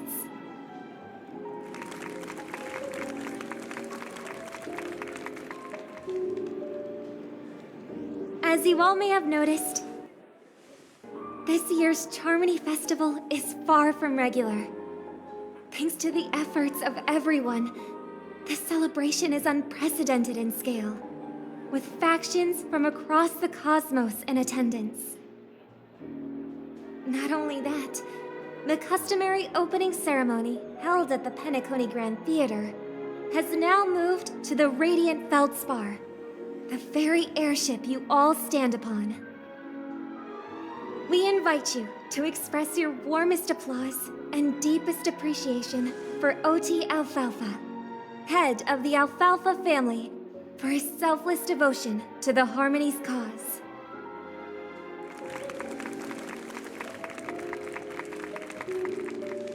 What makes this festival so uniquely significant? As is widely known, the Radiant Feldspar had to halt its voyage due to an anomaly in the Sweet Dream, sparking widespread discussion in the 12 Hours. Thanks to the hard work of Penacony's internal and external factions, we've finally gotten the dreamscape back on track, just in time for the Charmony Festival.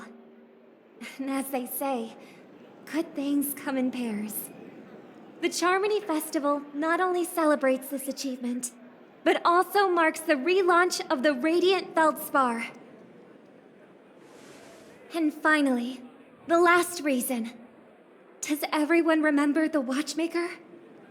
In truth, the family has poured their efforts into this festival just to commemorate this legendary luminary. The father of Penacony, Mikhail Char Legwork, one of the legendary Nameless who laid the foundations of Penacony. In the most bewildering times of the planet of festivities, it was he who descended from the sky with his companions, who taught us through trailblazing where freedom lies. It was also they who led the vanguard in the pioneering of the dreamscape, in exchange for what is now known as the Paradise of Harmony. It can be said that Penacony's splendid success today is deeply rooted in the trailblazing ethos the Watchmaker planted within us. Only by honoring this trailblazing spirit can we fulfill our mission and spread harmony to a broader audience. Aw, that's so nice of her. She's talking about us.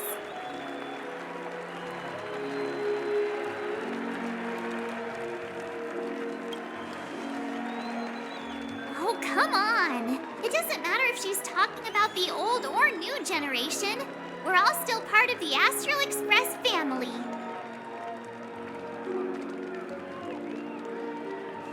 And now, the Sweet Dream is back on track. All thanks to the Trailblaze, of course. If it weren't for everyone on the Astral Express, we wouldn't be able to successfully host this Charmony Festival. Thus, with unanimous consent from the 5 major lineages, Penacony's family, on behalf of all family members throughout the cosmos, offer a token of appreciation to the Nameless. if it's gonna be a big one. We will transfer ownership of the Radiant Feldspar to the Astral Express. A meager appreciation that we hope you will accept with grace. Let us gift our applause and cheers to these brave and dauntless Nameless. Nameless! Nameless! Nameless! And now, I propose a toast.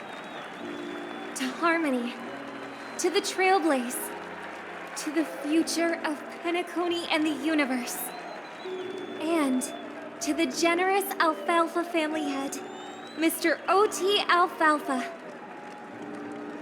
Cheers! Cheers!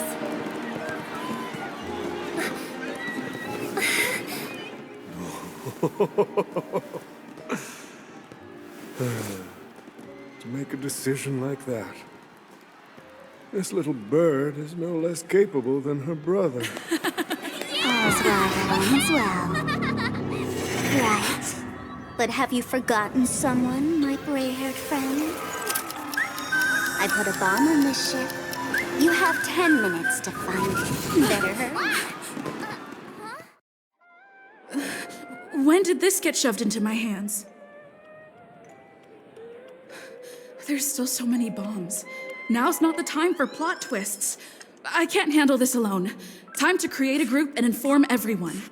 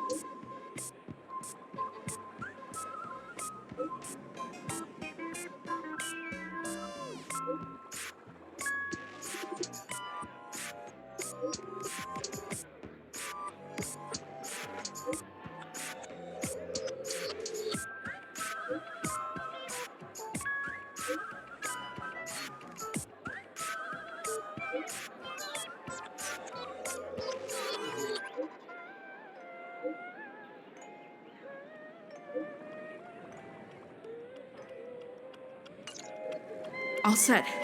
Let's start following the plan.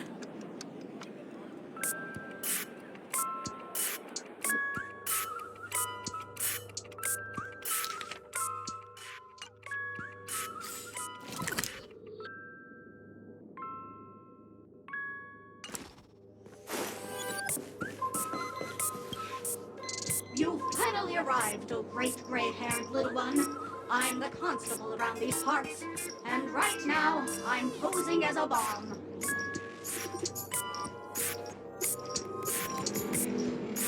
I'm about to explode, and that's all you're concerned about?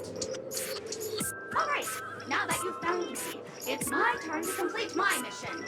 Next, I'll count down from 5, and then explode.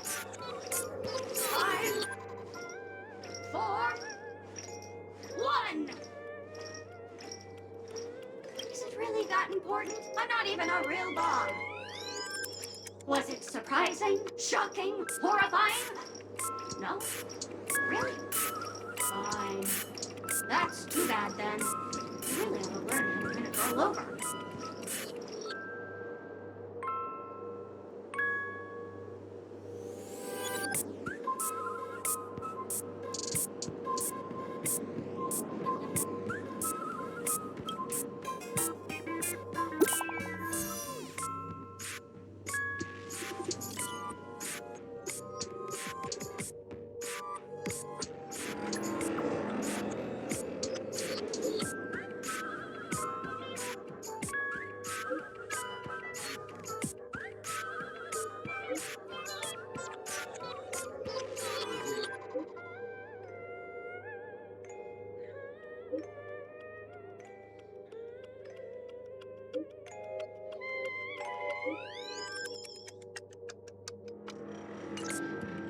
At least I made some progress. Gotta keep working at it.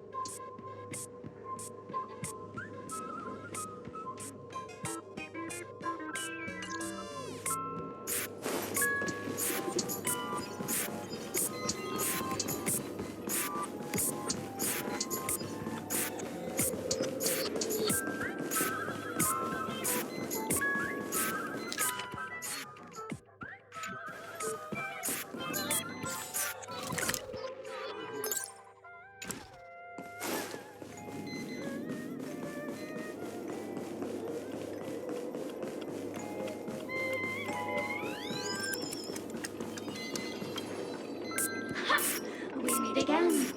I am Penacony's famed detective. Got yourself into a pickle? I'm more than happy to help. But unfortunately, I'm preoccupied with a couple of unsolved cases. So, you'll have to wait your turn. Drat. It completely slipped my mind.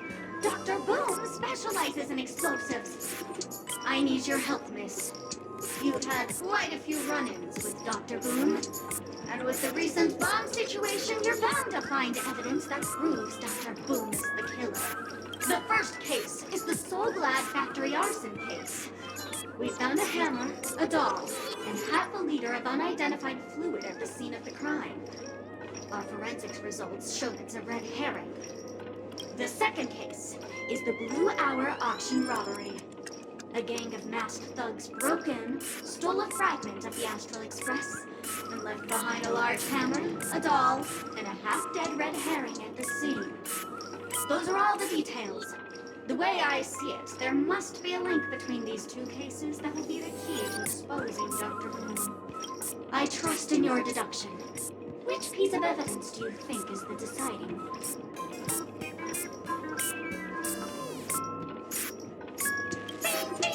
Correct answer! You're good, gray hair. Your mind is pretty sharp. Seeing as you've put in so much effort, I'll throw you a bone. The bomb's not here. This is only a prank that's happily set up. Hurry, time's running out. You better find that real bomb quickly.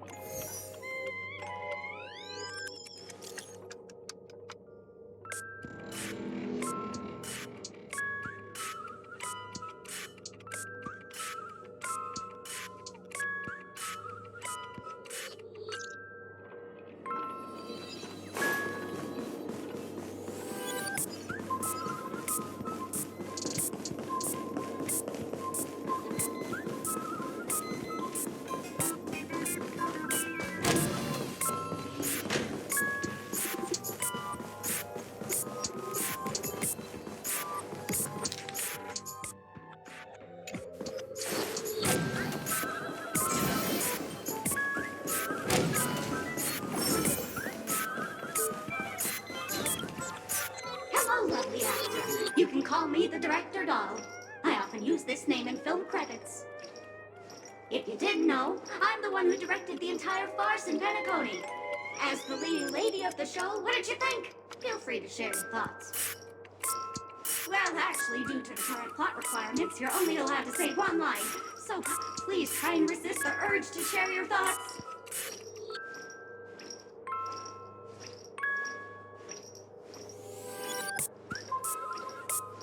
Really? You really have no questions? Okay then. What a pity. Since you're done asking questions and I'm done answering, according to the script, I must reveal to you the fact that there's no bomb here at all, thus causing you to want to kick yourself for spending this whole time listening to me prattling on, after which we will part ways. But don't fret, I've also prepared a gift for you. A dream bubble that has the thrilling life and death moments I shared with the beautiful memo keeper. If you haven't seen it yet, you should hurry up and look for Dr. Edward.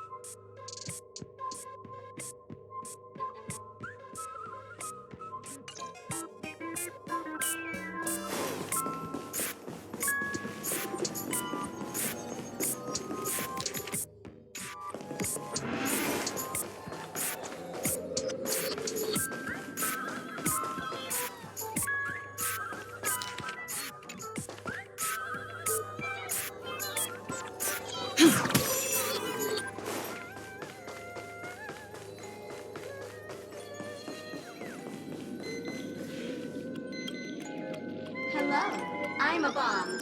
There's still some time before I explode, so you can take a look around first.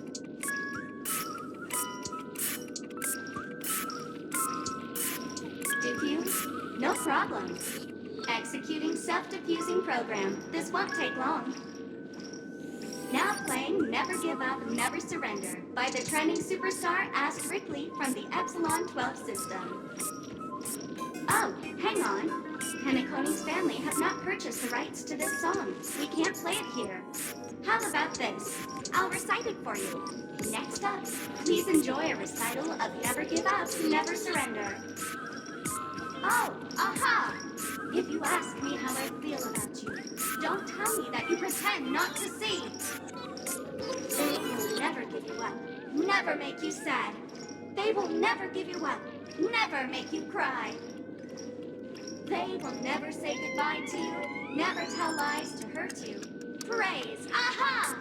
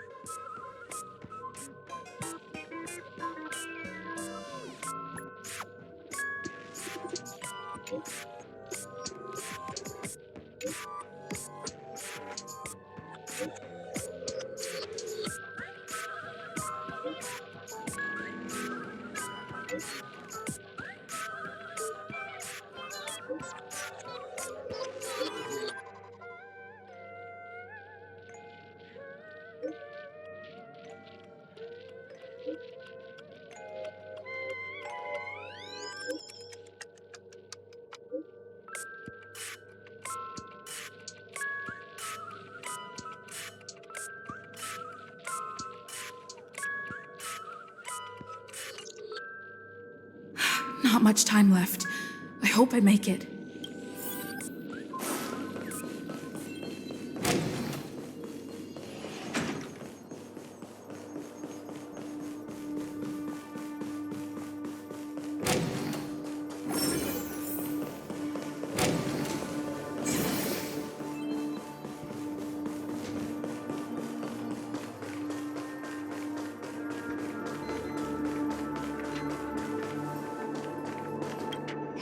Human, we meet again.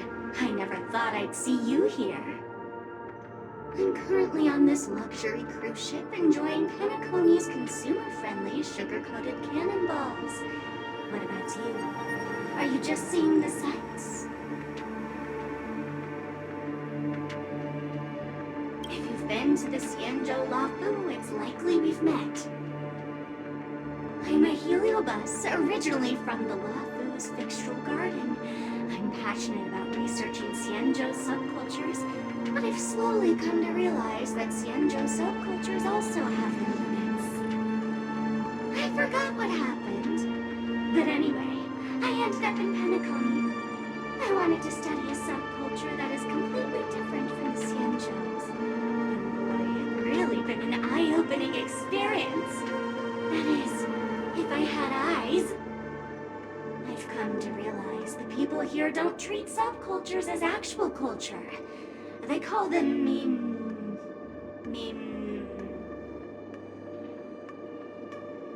Yes, meme, that's it. They even have forms. I'm good friends with a meme with sharp teeth and claws. It's very interested in the Xianzhou Videotera culture. I gave it a Xianzhou name, and it was delighted. Oh, speaking of which, I should go and look for it. Mimi the monster has an explosive temper, and it's never been very patient. I hope you can find the real sugar-coated cannonball, bomb. Bye-bye.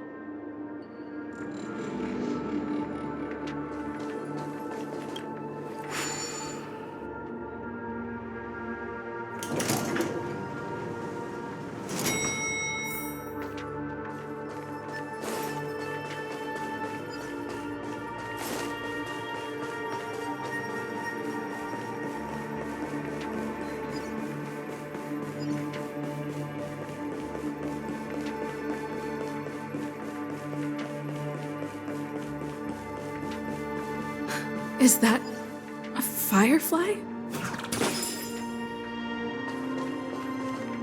28 minutes, 46 seconds. 28 minutes, 45 seconds.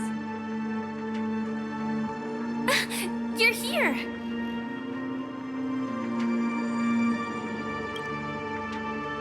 Don't come close! This bomb is very dangerous. And I'm the real Firefly. Since you're here, I'll just keep it short. Just over half an hour ago, I received a message from an unknown sender and rushed here as soon as I could. 27 minutes, 52 seconds. 27 minutes, 51 seconds.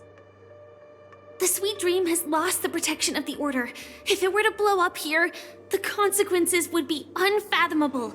I've scrutinized it for a long time, but the bomb's design is incredibly unique, as if it's been locked by some mysterious path force. Apart from its creator, I fear no one knows how to deactivate it.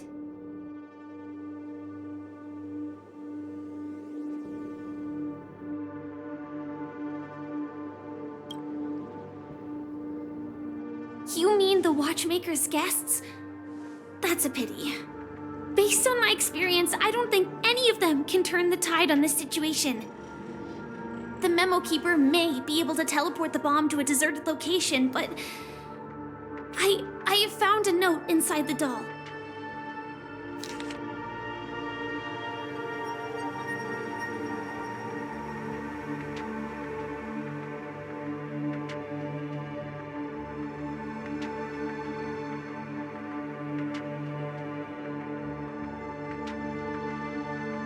I don't know what grudges they have, but this path is a dead end, too. That's probably not possible.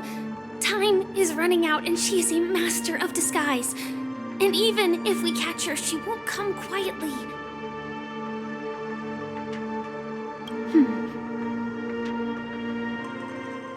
Actually, there might be another way. Do you still remember? The script said that I will experience death 3 times in the Land of Dreams. I think this moment heralds the 3rd time.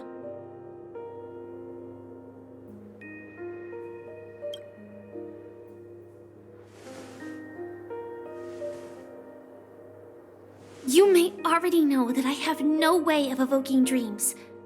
I employ a Stellaron Hunter's special method in order to enter dreams instead. This allows me to perform feats that typical dream chasers can't. As long as I can bear the pain of the Memoria pressure, I'll be able to dive into the primal memory zone beyond the dream and extend a lifeline to the radiant feldspar. I will take this bomb into the depths of the dreamscape, as deep as possible where there are no living souls around. That way, at least no one will get hurt.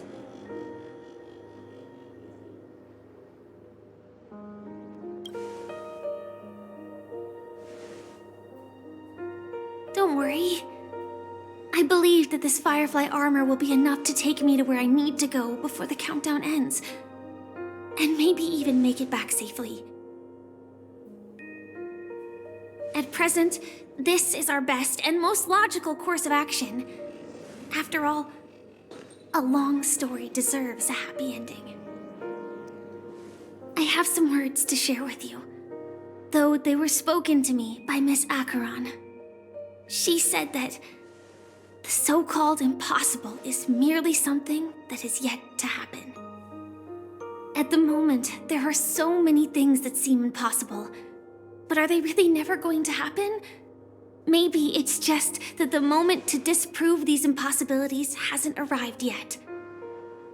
Whether it be a literal ending, suffering akin to death, or a harrowing deathscape. Before the appointed destination arrives, they are all the same. Yet I can still make myriad choices. I also firmly believe that when that moment arrives for us to make a choice, the answer to our end will already be within our hearts. It is not destiny that shapes us, but we who shape destiny.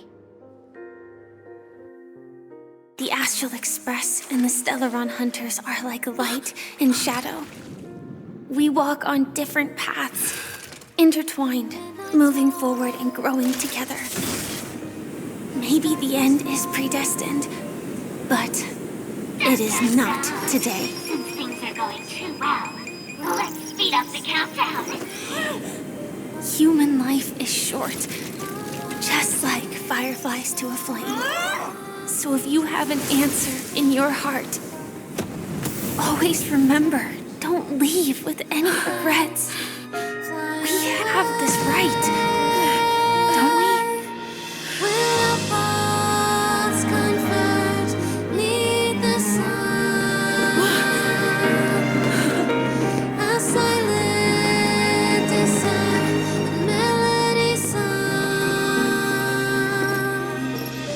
Since you care so much about other people's safety, why don't you go take a closer look?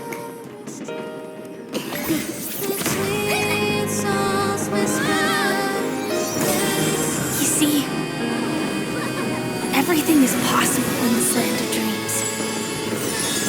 We each came here with our own goals and realized them in unimaginable ways. Regardless if the result was a sweet illusion or a bitter reality. It was an answer we longed for, day and night. So, why do people choose to slumber? I think it's as you said. Because in the end, we will wake up from our dreams.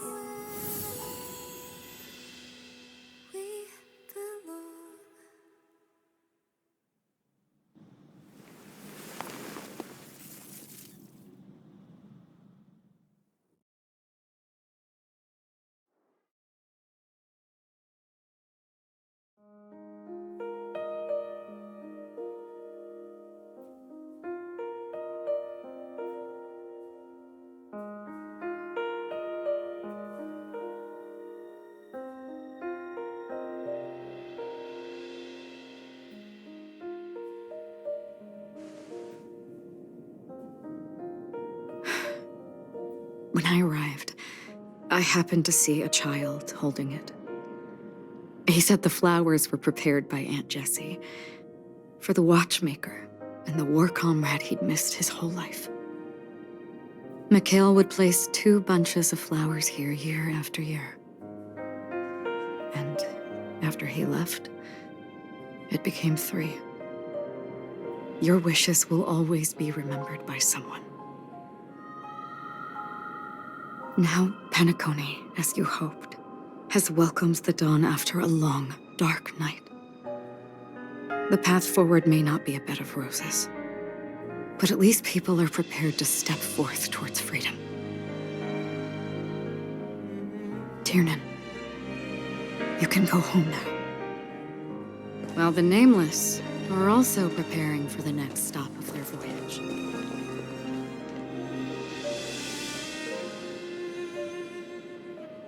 But before leaving, we still have one last thing to do.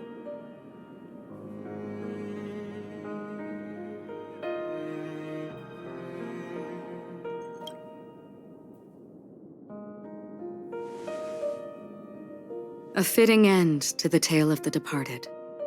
One could not ask for a better farewell. Go on. They're all here.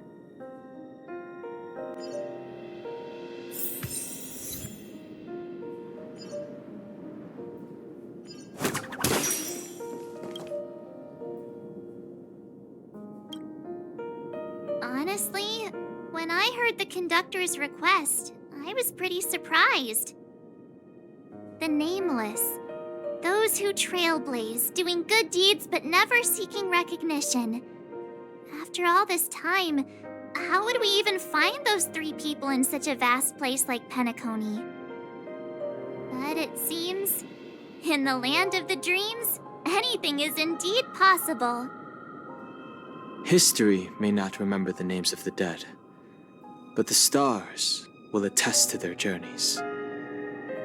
The first glimmer of light in the prolonged night often illuminates little, as it is fleeting in the darkness too vast. But because of this, people will remember.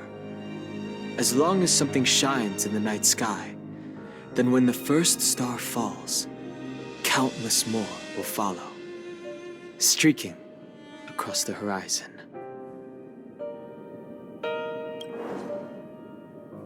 Brooklyn Tiernan, Rosalina J. and Estella, we raise a toast to you, trailblazers of the Silver Rail. A toast to history that no longer remains silent. The passionate and courageous pursuit, and a voyage that traverses the stars.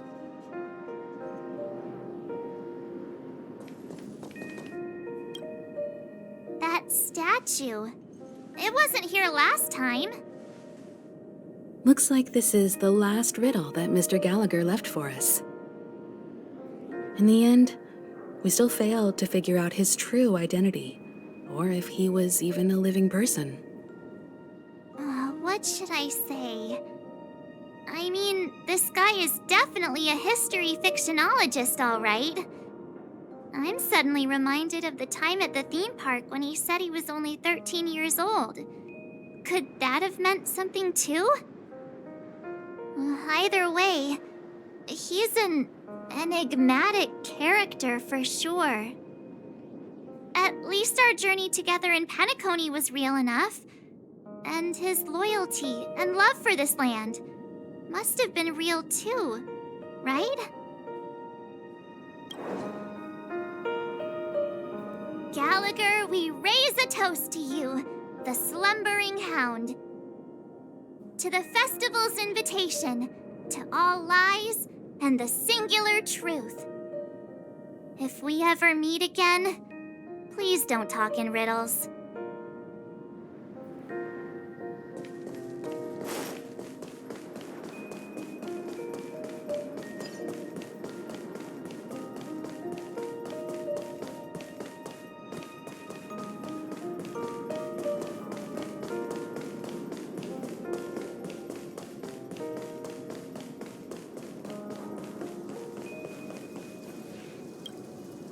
Is the Astro Express ready to depart Penacony? Apologies, Mr. Mika, that we are only now bidding you farewell. Oh, that's all right. You've all done so much for the Watchmaker, and we are forever indebted.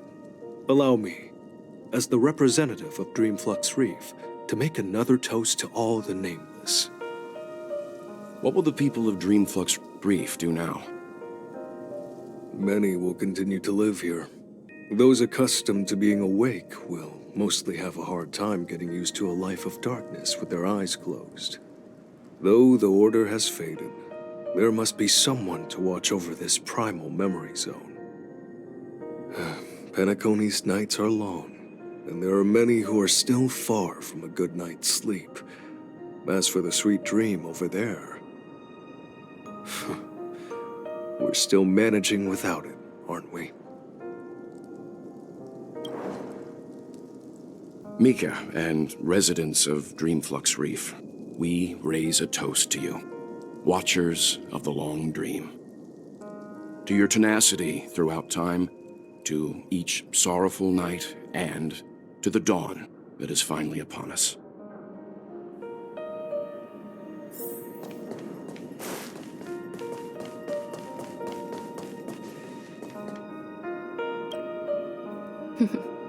In the end, we still came full circle. This trailblazing expedition started from the moment you and a bellboy ran into each other. After going on a journey of many twists and turns, they still ended up where they started. Just like a clock's hands that turn round and round, the start and end of each day will always land on 12 o'clock, the advent of time moving forward. There shouldn't be much left to say. This entire adventure started because of you, and should naturally end with you. And then, a new page will be turned. Mikhail Char Legwork, we raise a toast to you, watchmaker of the land of the dreams, nameless of the Astral Express. To Penacony's past, present, future, and the child's unwavering dream unto death. With that, our duty as nameless should be complete, right? The Trailblaze can illuminate the way. But ultimately, the future of a world belongs to those who live in it.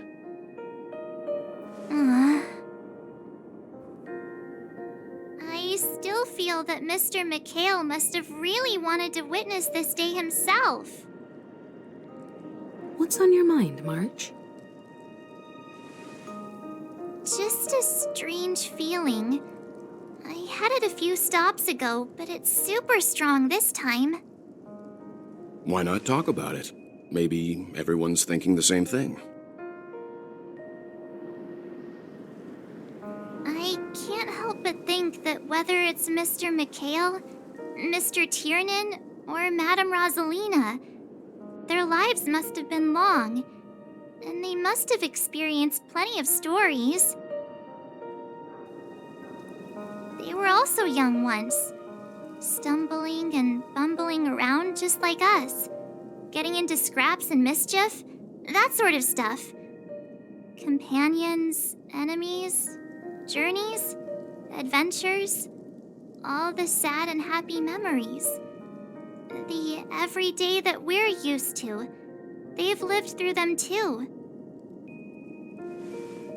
But those things are all in the past.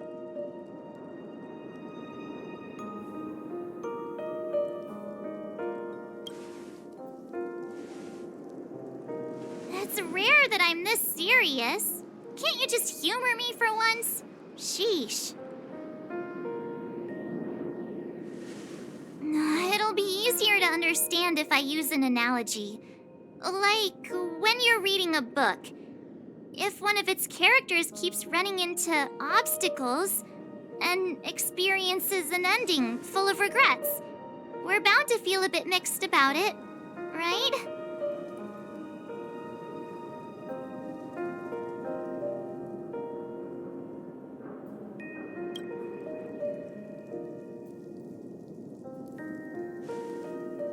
Because we've seen every nook and cranny of their lives, we see these people as special. So, even if there are parts of it that aren't really realistic nor logical, we still hope that their story gets a good ending when it comes. But what if they special. When Mr. McHale sat in this chair, waiting for the Astral Express to arrive every day, what was he thinking? And if, at the end of his life, he could still firmly say he had no regrets, then what is this regret we feel in our hearts right now? I think each and every one of us is searching for the answer to this very question. The universe is vast, and our lives are but specks. The Trailblaze never ends, but against the backdrop of the cosmos, the average person's lifelong journey is merely a short stretch. But it is in this minuscule distance that paths cross and countless worlds connect. The universe may not remember every person who leaves a tie along the silver rail, but we will.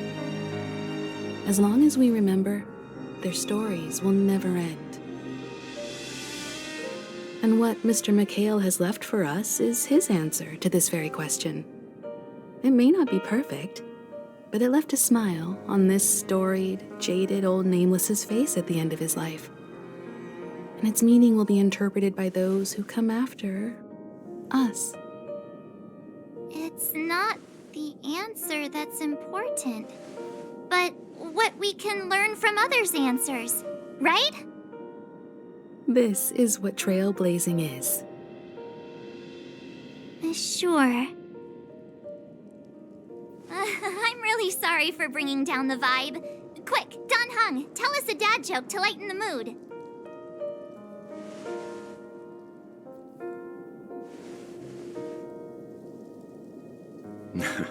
It's never a bad thing to reflect. One day, we'll all have to face our own farewells. But before that, we still have a long way ahead of us together. So the most important thing right now is to tell the conductor what we saw in Penacony. Then prepare ourselves for our next trailblazing destination. I should get back to the Express. Or maybe I could say my final goodbye to Acheron.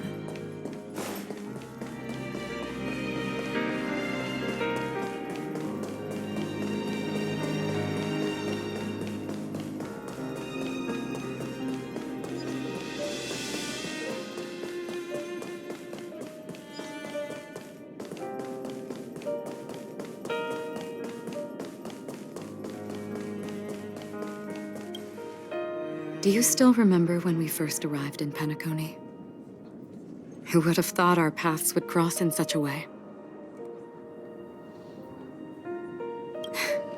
Come to think of it, I didn't even get a chance to formally introduce myself. Simply put, I'm a self-annihilator who was cursed by the Nihility. My hometown was destroyed a long time ago, and the whole world was erased beneath their shadow. In order to fight against the cruel end of self-destruction, I went on a journey in search of a way to sever the chains of the Nihility. After a long and grueling search, I am convinced that my destination lies within the depths of the dark web, where reality and the Nihility are separate. In there lurks a secret called Device 9. One day, I'll reach it. The ocean of stars is vast, and given our destinations, I'm afraid our paths may not cross again. But the trailblazing expedition ahead is always full of unknowns, and my blade is sharp enough to sever fate. As long as we maintain our original resolve, I believe there will come a day where we will meet again.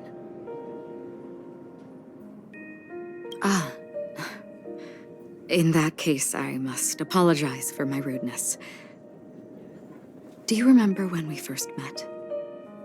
I once said you reminded me of an acquaintance.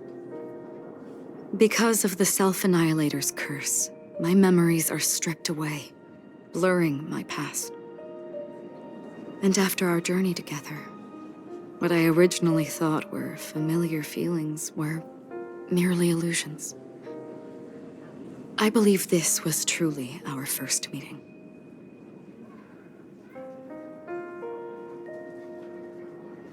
What do you mean? It's improbable that you've crossed paths with my past self. What I mean is, there is nothing left to retrace there. Only nihility. I see. You've also had a similar experience? Then you should know that this me and your memory of me are not the same person.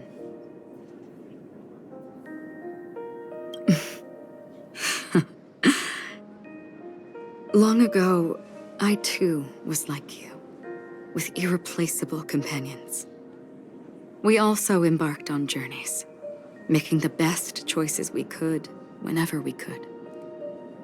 Unfortunately, we didn't achieve the outcome we wanted. But moments like this make me feel like they never even left. In this universe, there exist countless worlds that are similar yet different, and countless people who are alike yet distinct. I too have wandered alone, encountering acquaintances on strange worlds, seeing their silhouettes overlap with my past. In your opinion, what does this déjà vu mean?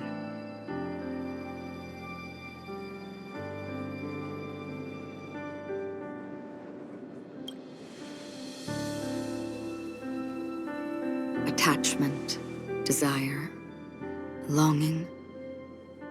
They may all be right, but they are all incomplete. I believe it's not something external, but something that originates within us. An emotion that traverses time from a certain moment of our past to reach us. Perhaps it's a source of warmth and happiness. Or maybe it brings pain and sorrow. Each time we reminisce on our past, we always seem to notice a tiny but unforgettable instant that we left behind us, along with certain other things that remain constant throughout. That is a summary of our lives, encapsulating everything about us in these moments, proof of our shared path. Within them, we glimpse our own essence, and thus, we truly exist. Just like everyone in this story, hurtling onwards along the path of destiny with passion and courage for the things that breathe meaning into their lives. Set forth on your voyage without hesitation, Nameless, on the path of the Trailblaze. Even if the ending has been predetermined, that's fine. There are countless things that humans cannot change. But before that, on the road towards the end, there are still many things that we can do. And because of this, the end will thus reveal a completely different meaning. This is the meaning of journey. All those things, beautiful before, are still so now. And I believe it will still bloom at the end of the nihility, until we meet again beneath the sun's rays.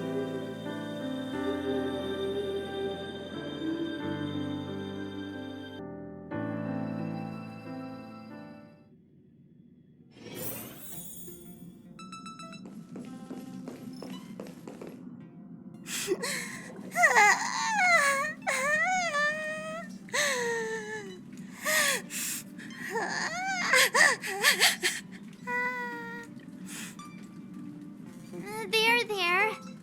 Chin up, Pom-Pom. Don't be sad. Don't cry. Wow. Your method of consolation is truly unsophisticated. Still better than just standing there like a scarecrow. How could you say that? Don't be so mean. And while you're here, why don't you help me comfort Pom-Pom? We told Pom Pom all about our adventure, and they suddenly started crying. I've never seen Pom Pom so sad before. The conductor never cries. Pom Pom is never sad. Pom Pom is just angry. Yeah, angry. No matter where the express stops, you lot always manage to cause chaos. My well-thought-out timetable completely ignored. If you carry on like this, the express is gonna run out of fuel. That's right. Pom Pom is just angry. It's not because of Misha, Tiernan, Rosalina, and the rest.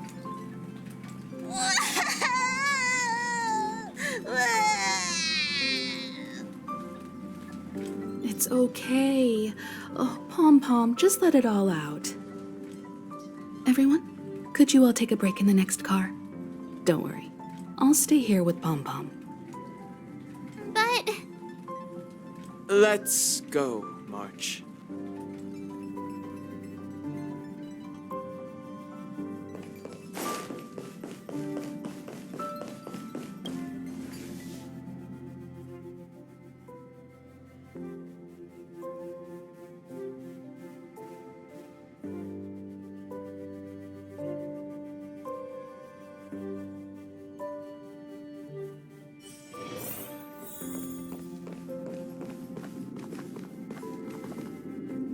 Never expected Pom Pom would be so distraught.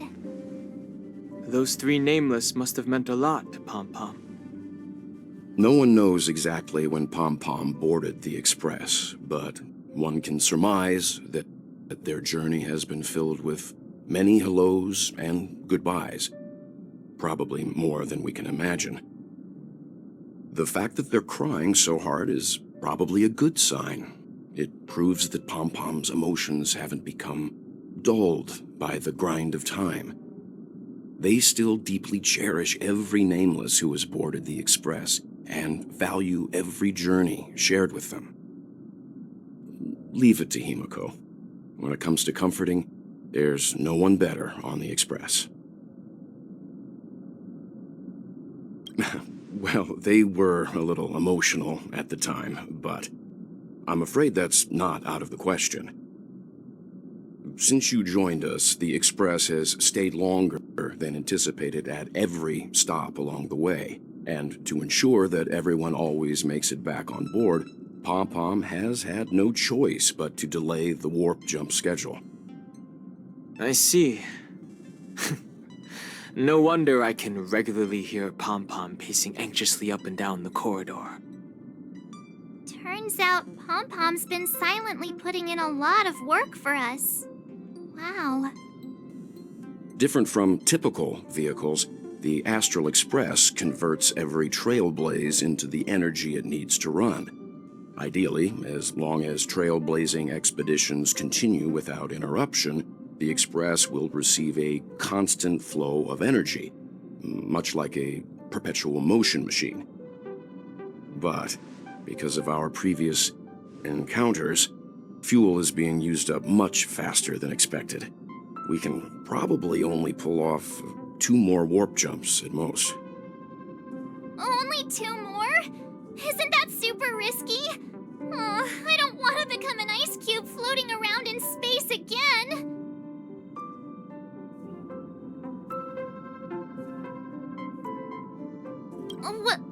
When you put it like that, it doesn't actually sound too bad. But I don't even want to become an adorable ice cube floating around in space again. Which also means that we must prudently consider our next destination. Yes, I've already checked the astral charts. The 2 nearest worlds to us are the oceanic planet of Lushaka and the agate world, Melustanen. As for which one we're headed to, that still requires a vote. Or perhaps you might consider a suggestion.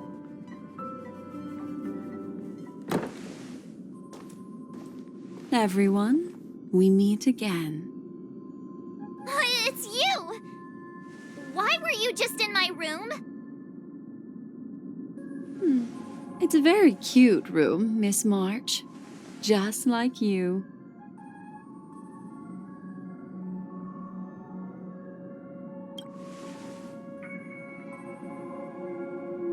Memo Keeper, let's put aside how you managed to sneak past everyone and board the Express for now.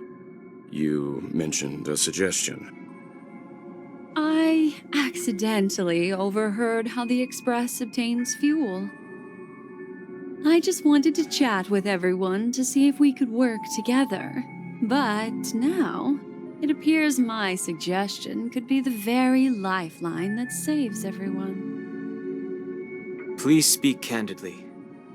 Depending on what you say, we could very well ask you to disembark. Ah, the Permanence's descendant. What a charming little dragon, especially with those mired memories of yours. But I digress. If the Astral Express is in urgent need of a special trailblazing expedition to recharge its engine, have you all considered this? Perhaps your destination could be a world that even the renowned Akivili never reached. Should you be able to lay down a new stretch of silver rail, the Express may never have to worry about energy ever again. Trailblazing to a world that even Akivili has never been to? Is that possible?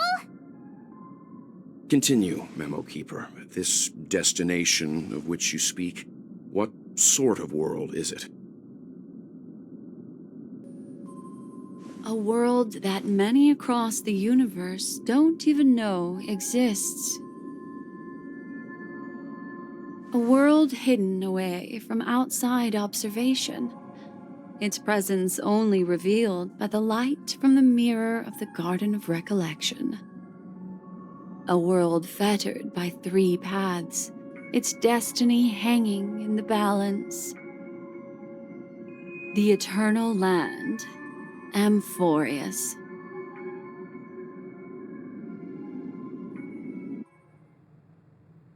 I hope I'm not too late, child. I wasn't expecting it to be you. Don't you know how many sentry posts the family has built? And how hard it is to get you out of here? Looks like my time's up. What do you mean? What time? Negotiation, interrogation, or death. My fate lies entirely in your hands, Lady Bonajade. The dance is done. Why bother with the compassionate pretense and give someone who's about to die the chance to talk? Despite your fall from grace, you still look well. I'm very glad to see that you're so full of verve. Do not insult my pride with half-veiled sarcasm. Have you specially come to see me just to sate your vile vanity? Oh, of course not. I merely came to fulfill your younger sister's wishes. To offer you a generous trade. That is, if you're willing to accept. Robin? To build a true haven where everyone can attain peace. That's the oath between you siblings, isn't it? If I told you there was still a chance to realize this vow, would you be willing to talk to me then?